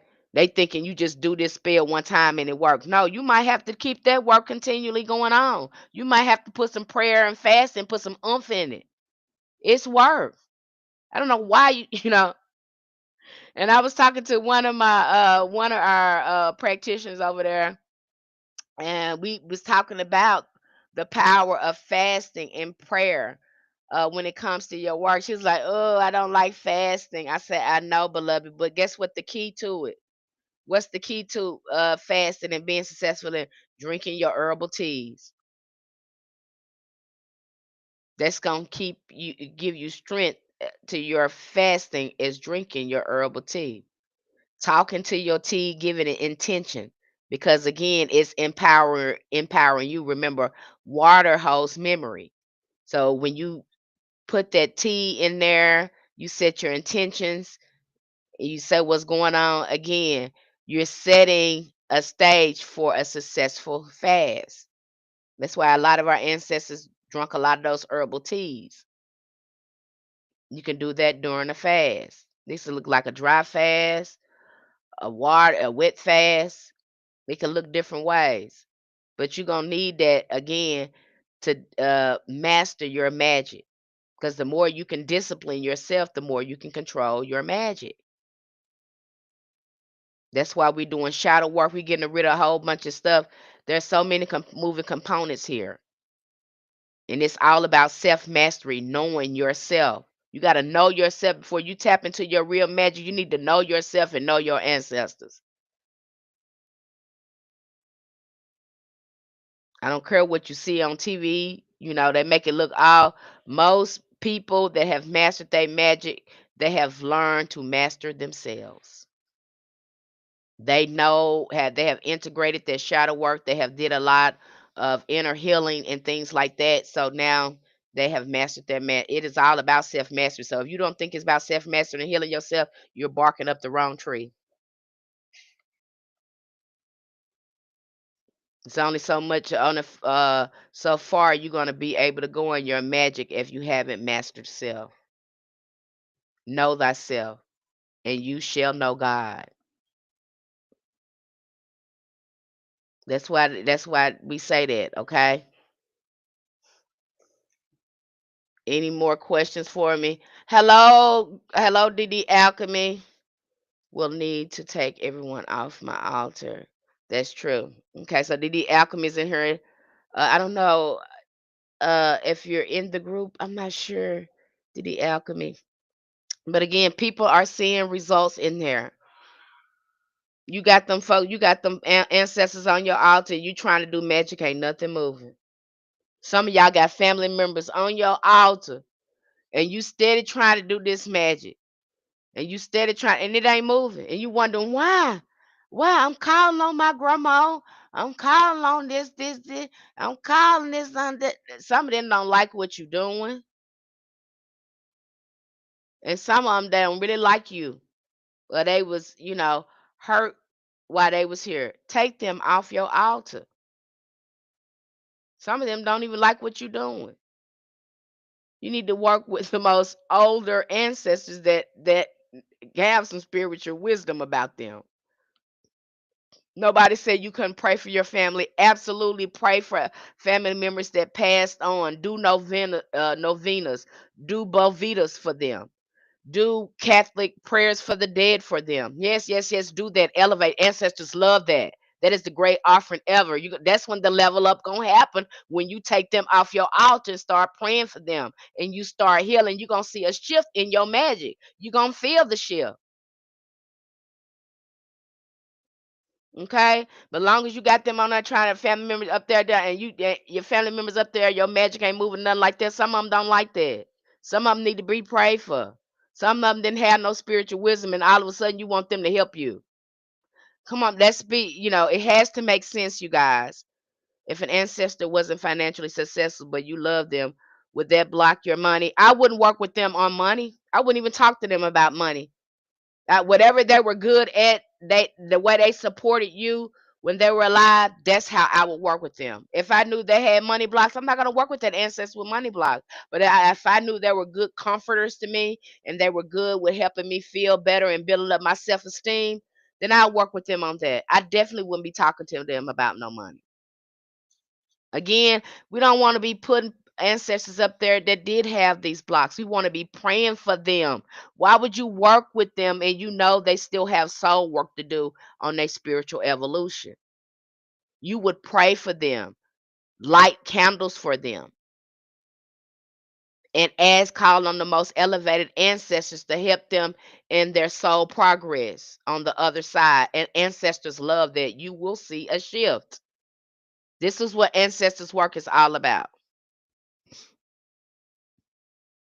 Okay. So some of y'all got that ancestor altar up. You don't know what to do with it. You just walking past it every day. You don't know you're supposed to be doing shadow work. You don't know you're supposed to be doing all these spiritual baths to clean yourself and move out blocks and do blockbusters and uncrossing works and all that stuff before you even touch some magic. You don't know. You just got the altar sitting over there. You don't know what to do with it. Because nobody told you about our ancestors' work. Nobody told you that shadow work was ancestors' work. Nobody told you doing inner healing and self mastery is ancestors' work. They just told you to erect the altar, but didn't tell you about the work you need to do.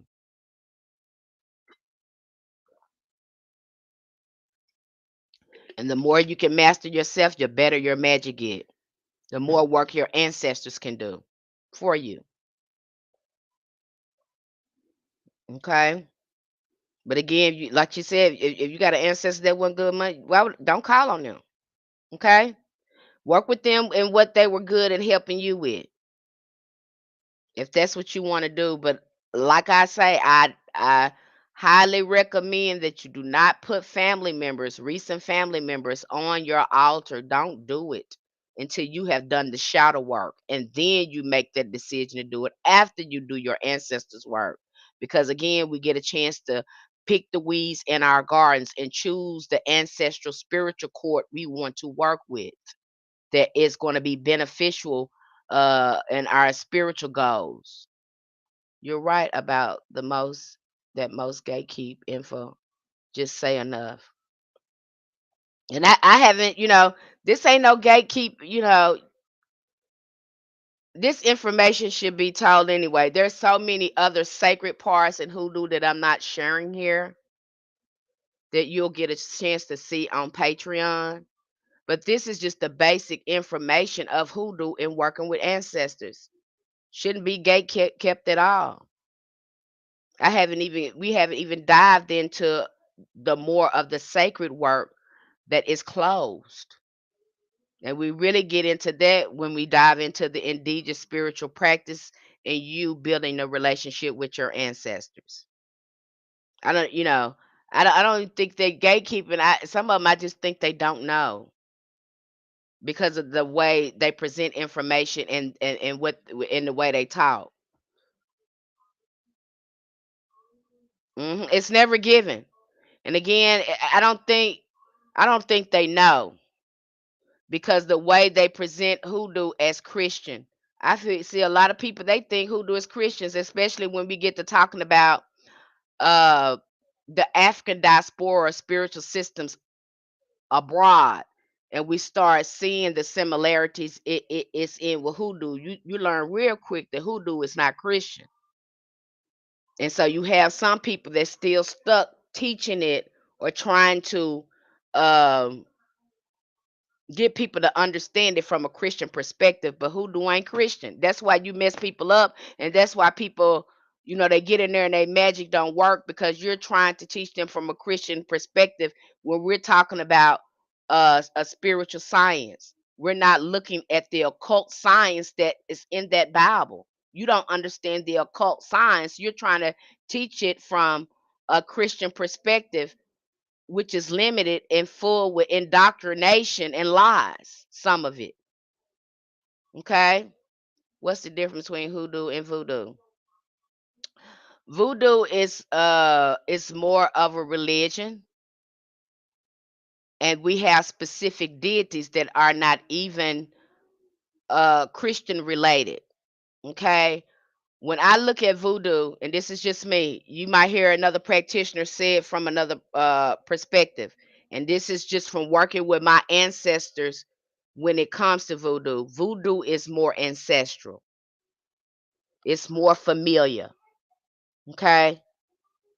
And it's a totally different spiritual system from Christianity. That's another reason why hoodoo is closed, because we can go into those systems because they're ancestral. And some people cannot go into those systems because they don't have any links to some of these deities. A lot of the deities that you see, some of them are ancestral. You start to understand that too when you start to understand the science. Hoodoo is more Christian, um, it's more Christian based. It's not a religion. Okay. Hoodoo is kind of synchronized and understand the Christian mysticism and occultism. Voodoo is totally different. It has its own occultism over there and its own mysteries. If you ever I forgot the book that I read, I did a book review on it on YouTube. But they have their own mysteries in voodoo. Okay?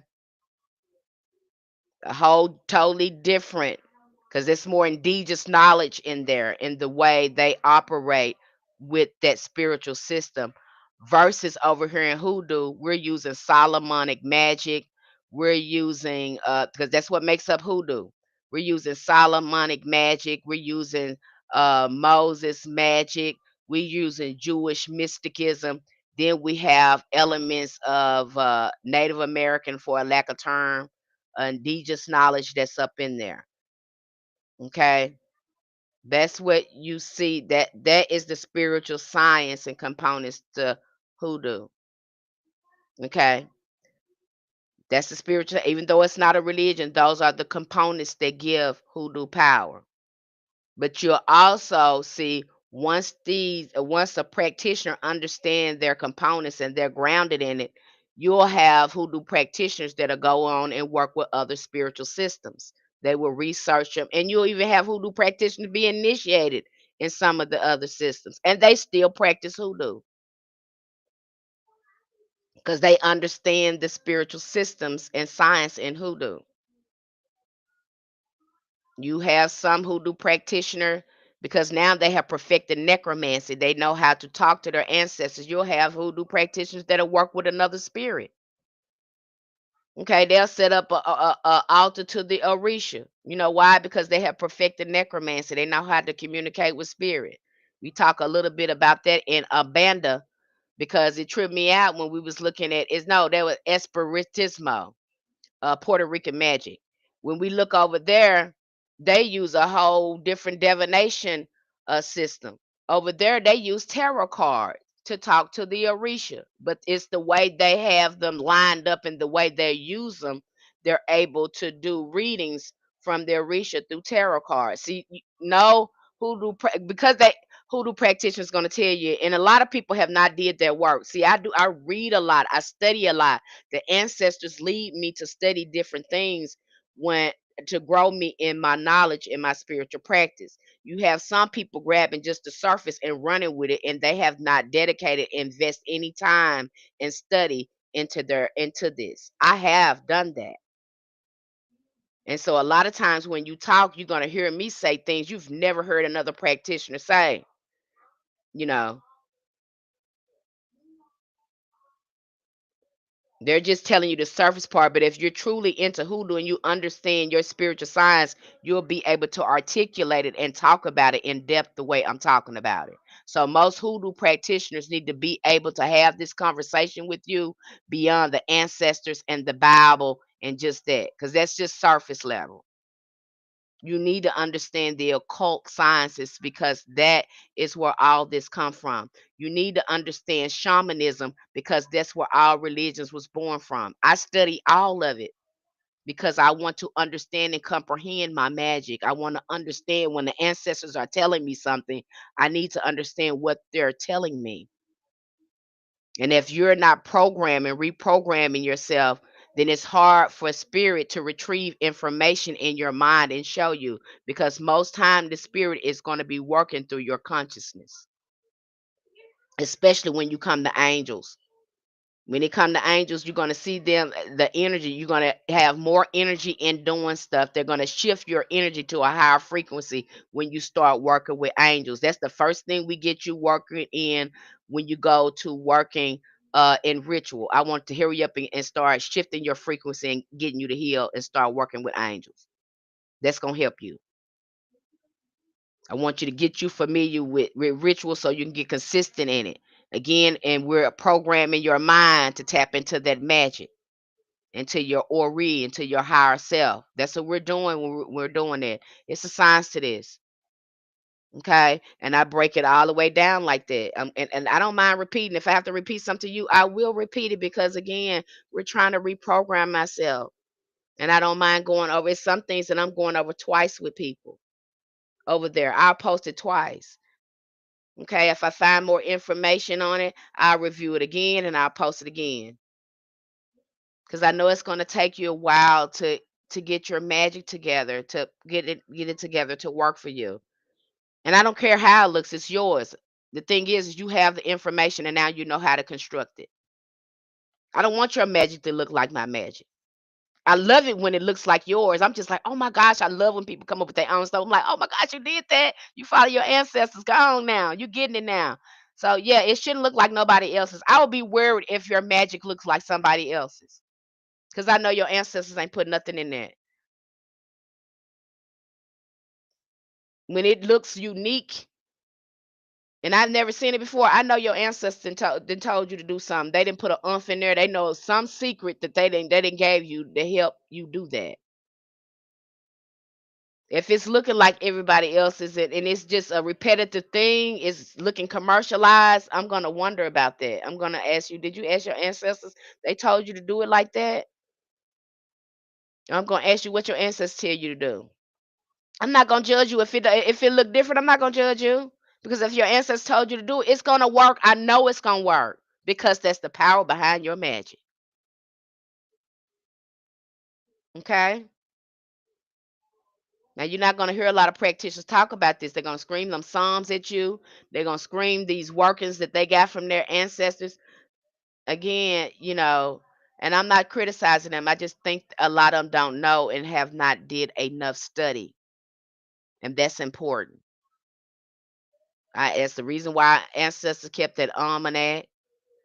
Okay, there was a reason why they was looking at the lesser key of Solomon. There's a reason why they was looking at the key of Solomon. You can't just throw that away. Okay, you can't just pick this up and just ignore that because they looked at all this. That's why it worked. And so I don't hear a lot of hoodoo practitioners talk about this part of hoodoo that's so important that makes up the spiritual science. Okay, that's important as well. But again, that's not the closed part of hoodoo. Okay, I'm not sharing anything that's closed here because you have other folk people that use folk magic, they use Solomonic magic. Okay? They understand what I'm talking about. They use Moses, the magic of Moses. Okay? They use some of Jewish mysticism in there. But a lot of them don't have the indigenous components that belong to our ancestors, understanding how to use nature in your workings when it comes to animals and curios and things like that. That's when we go a lot deeper. That's when it gets closed down. So I'm not telling you anything that's closed here. I'm helping you understand hoodoo actually that people don't talk about. It is not a secret. I don't know if they know about it and if they just, I don't know. But I'm here to tell you because I don't want you keep thinking that you're doing something wrong when you don't have all the information. That's all it is. And the way it's been described, you're not getting greater context. And I'm well rounded at this. I've studied it for a long time. Okay? And I know it's more components going on here. And it's more than people showing you how to do spells. I know that. And once you start getting educated about this, no one can give you fluff anymore. Okay? Once you start learning on your own and you see all the information and resources over there, you're gonna see. Okay, I'm not trying to criticize anyone, but you're not giving rightful information, beloved. And I want that for you. I want you to have this relationship with your ancestors. I want that for you. Okay. I want to take all the fluff out of it. I know if you've never heard any of this before, because I'm seeing commercialized answers for hoodoo, commercialized workings for hoodoo, and okay. You need to be talking to. We need to be talking to our ancestors to perfect our hoodoo. That ain't no way around it. All right. I don't, I ain't gonna give you no work. Now I give you when you read some of these books and these workings, I would tell you many times when you see these workings in this book, you need to craft it as your ancestors and make it your own. Make that work your own. You should have a tag in that work that identifies it as you and your ancestors' work, not follow somebody's work by verbatim. Just like we got everybody blowing cinnamon out the door. And some spices don't work well with everybody. Some people don't know that. You think you can work well with this spice. Some people can work with cloves better. They can work with cinnamon. Some people can work with chamomile better. They can work with cloves. Okay, you just like you have some spirits don't work well with everybody, depending on your frequency. And I tell you over there too. Well, if that angel don't work with you, go try this other angel. You'll know when they don't work with you. Even with some saints, you'll have some saints that'll work with you and some saints won't. I talk about Saint Cyprian. Like I told them, if you work with Saint Cyprian, yeah, he'll teach you your magic. He'll teach you everything about the occult. But if you don't follow everything, because he was really big on self-discipline when it came to his magic. Okay. He was very disciplined in it. If I'm not mistaken, uh he learned Phoenician magic. No, Chaldean. He learned Chaldean magic. Okay. He perfected the art of his magic. And he believed in fasting. He believed in prayer. He believed in self mastery. So if you get over there and he start teaching you working with Saint Cyprian and you decide that you're not going to do something, he will ghost you because you're not doing what he deemed as being dedicated to your magic. And Saint Cyprian will do that. So you have to be careful how you work with him. And he's telling you how to do something, need to do it exactly the way he's telling you, or he won't teach you or work with you. So you have some spirits like that. They have the same personality. Okay? They have the same attributes. Again, this person was a living person. So again, making sure you know how to respect them and work with them. It's not a one size fit all when you're working with spirits. But you'll learn that once you have perfected working with your ancestors, they will guide you on what spirit to work with. Instead of you just reaching out there blindly, you ask them, they'll show you. Sometimes they will bring the spirit to start coming in your dream, introducing themselves to you. Don't tell me what the ancestors can't do, because I've seen it. They can do anything they feel like at any time, baby. Reach you from anywhere, any place, at any time through anything. So don't think they can't, they can. That is the only reason I had been hesitant. The information was not complete. We are in the time when more is being revealed. Yes, it is.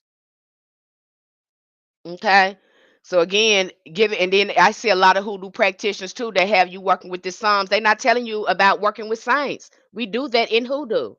We work with spirits. We work with John the Conqueror. We work with the Seven Sisters. We work with Marie Laveau. We work with Caroline Dye.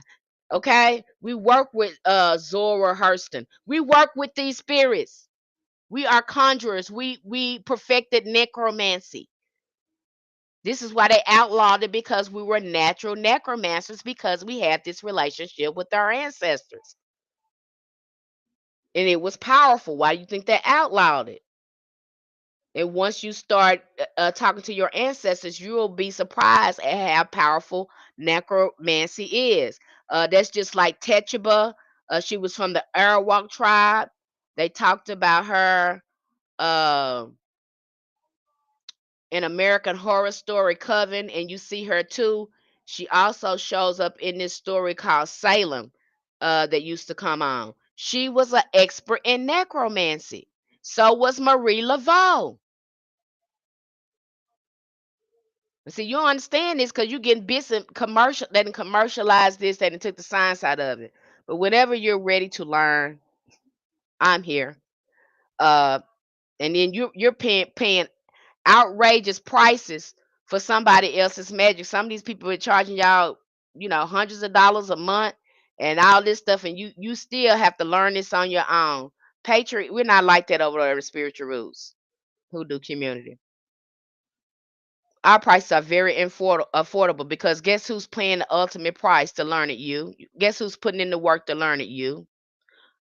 I'm just translating the magic to you and breaking it down in a way where you can comprehend it and use it. That's what the ancestors used me for. But for the most part, it's up to you to comprehend this and put it into work. I can't make you read the book. I can't make you comprehend it. I can certainly provide my teaching skills and technique to help you comprehend the information,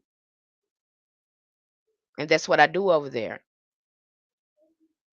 Okay, so we're getting ready to drop so many good lectures over there. There are being dropped now.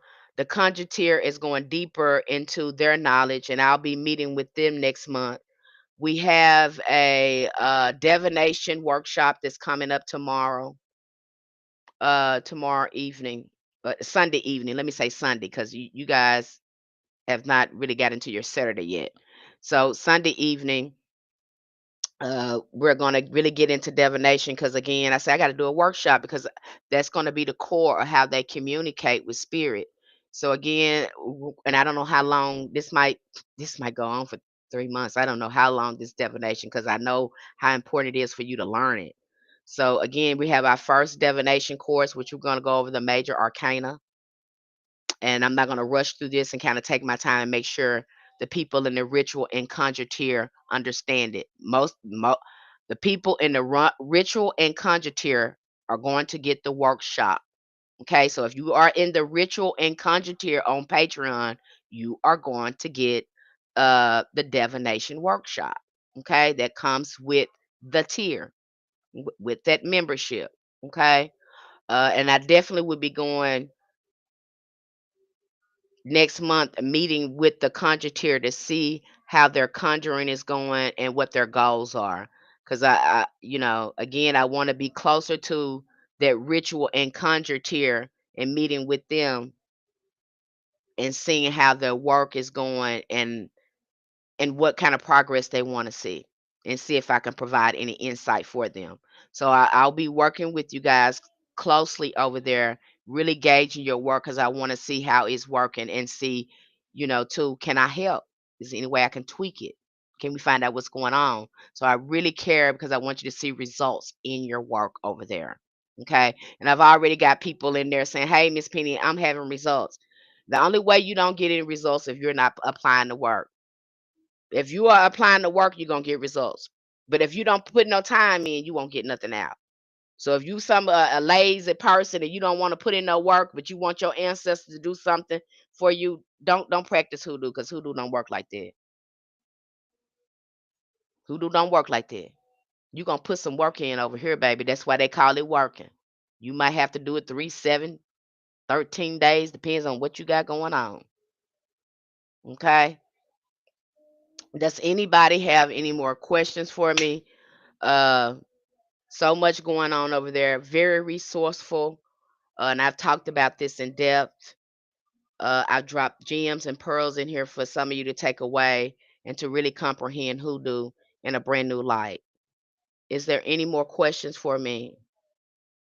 Anybody has any questions, insights? If again, I do tarot readings too. If you're interested in the reading, you can DM me.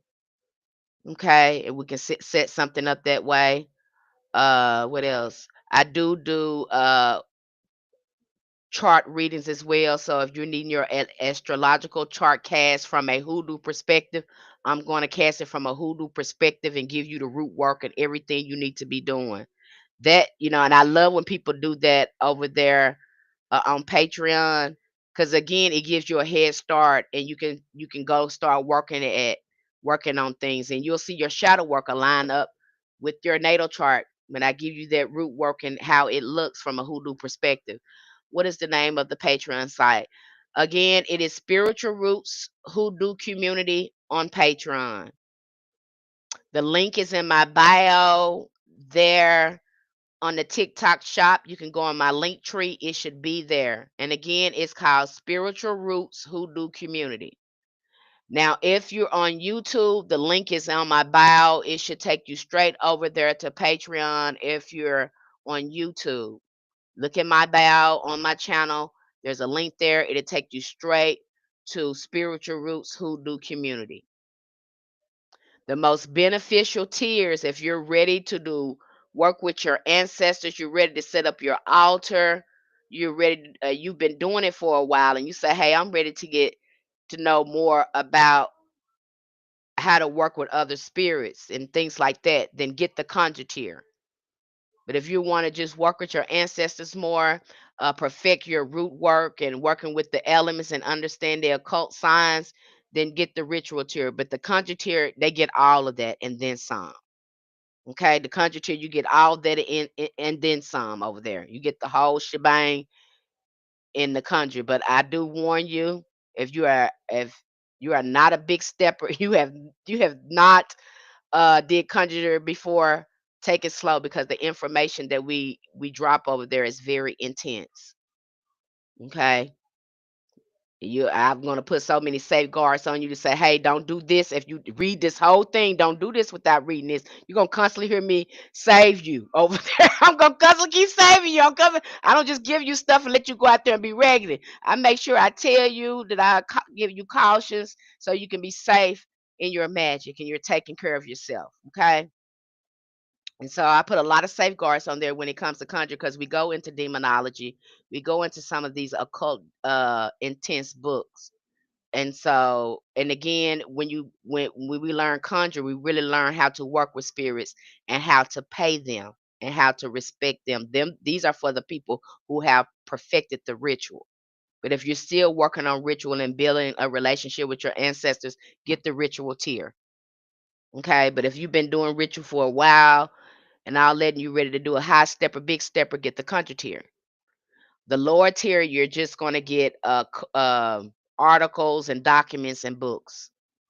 So if you get the occult tier, you're going to get articles, documents, and books. You're not going to get the lecture. You won't get too many videos. Okay, you won't get too many videos on the occult tier. You'll just get again lots of good books and articles, but you won't get the lectures. You won't get all the context. Now, if you want the full context to understand everything and you're ready to do it, do the darn thing, then get the ritual or conjure tier. Okay. Anybody have any questions for me? I've told you that if you want to read and you can DM me. If you want a hoodoo blueprint spiritual chart, you can DM me as well. I'll get you out an invoice and start working on your chart. Those charts are just $10. Okay. Readings now will range from anywhere from $30 to $35, depending on what you have going on, what kind of reading you want. Okay, but they're not over $40. Okay, for any reading. What else? Am I missing something else? Seem like, and we're getting ready to go on divination. That's so important in your hoodoo practice. So, uh, again, if you're interested in the ritual tier or the conjure tier, get in there now before we start getting deep into divination. And then you get in there and you lost. You don't know what's going on. But I guess you can go back and look at the older videos because they're going to be posted in there. Okay. All right. Okay, I don't see any more comments in here. Social media has also fluffed everything and made it glitter and rainbows. Witchery did not lie. She sure didn't lie. Witchery said social media has also fluffed everything and made it all glitter and rainbows. That's what they have, and it's not that. It is not that. Okay, I'm trying to save y'all and reach as many people as I can. So you won't get caught up in that commercialized thing. That's why I'm here, and I'm really dedicated to this. I've been doing this for a long time. And so I see a lot of us authentic workers that's real spiritualists, whatever, has dedicated a lot of time and energy into that. A lot of people don't want to hear that. They want the fluff. They don't want the truth. They want the fluff. They want that. You got some people like that. Okay? They don't want nobody who really got the knowledge and the temperament for it. Okay? You have reasonable prices for great knowledge. Thank you so much, African Goddess. Okay? They don't want that. They want the fluff. They want all this stuff, and then they get over there in it, and they find out something is off. They're not getting everything. Something is off. They're not. Something is not clicking, not coming together. Okay? Because again, you know, we can be attracted by a pretty face and all this stuff. We can be attracted by a conversation because they talk fast and talk smooth. We think they know what they talking about, and they don't. They ain't said nothing about the spiritual science or how it work, but because it sounds good to you, and they're so good with their words. A con man is good with their words. You understand? A car salesman, they're good at selling you a car, and it can be a lemon. But he done told you all about how the car work and everything, and you can buy a lemon. Okay, some of us we don't have any discernment, and it's not our fault. I'm not blaming anyone. I don't want to seem like I'm blaming anyone, but I'm just letting you know there's a lot of people out here that's giving you surface level stuff, and they're not giving you any meat, any sustenance to your work, and you need that. You need to have a foundation, and it begins with you. And you tell me, have you seen a hoodoo practitioner talk like this? I got one lady, I think I seen one lady of her, she don't do nothing but show people how to do workings. Put urine on your face, put urine in the sugar. She's telling you put garlic, no science at all. And people are going for this because that's what they want. They don't understand how any of this work, but yet you're following these workings. But you don't understand anything about the spiritual science, but you want to do magic. It just doesn't make sense to me. I want to know why I'm putting it on my face. What is the secret? magic secret in putting this, urine on my face or using my urine. I'm not saying it doesn't have a magical meaning, but you need to tell me why I'm doing it. What's the curio knowledge behind it? What is the scientific knowledge behind me doing this? Okay. So again, I'm here if you need me, DM me. Again, our the name of our group is Spiritual Roots Hoodoo Community. If you're interested in that, you're looking for a reading, DM me. I would never go in your box to DM you. So if somebody is using my name or profile that's not me. Okay, I don't do that. I don't get down like that. Been doing readings for over 20 years. I don't do that. Um, if you're needing a hoodoo chart, blueprint chart, DM me. I'll send you out invoice. DM me your email address. Okay. All right, you guys, I'm gonna let you go because it's getting late over there. I thank you so much for joining the live stream, and hopefully I can be back here because again we have our workshop going on tomorrow, and maybe I can come back because it'll be Saturday, you guys' time. So maybe I'll show up tomorrow, and we'll talk a little bit more. So if you have any questions, anything that you want to add here on our next live stream, show up. We want to hear from you. And of course, I'll be going over maybe some more lectures that I have dropped in there to give you a brief preview of how we work over there and the things that we look into. Okay. Light, love, namaste, ashe, loved one. Happy hoodooing to everyone. Be furious. You're welcome, Mystical Mossy. All right, YouTube family. Thank you for attending. I'm closing the live. Light, love, namaste, ashe, loved one. You guys.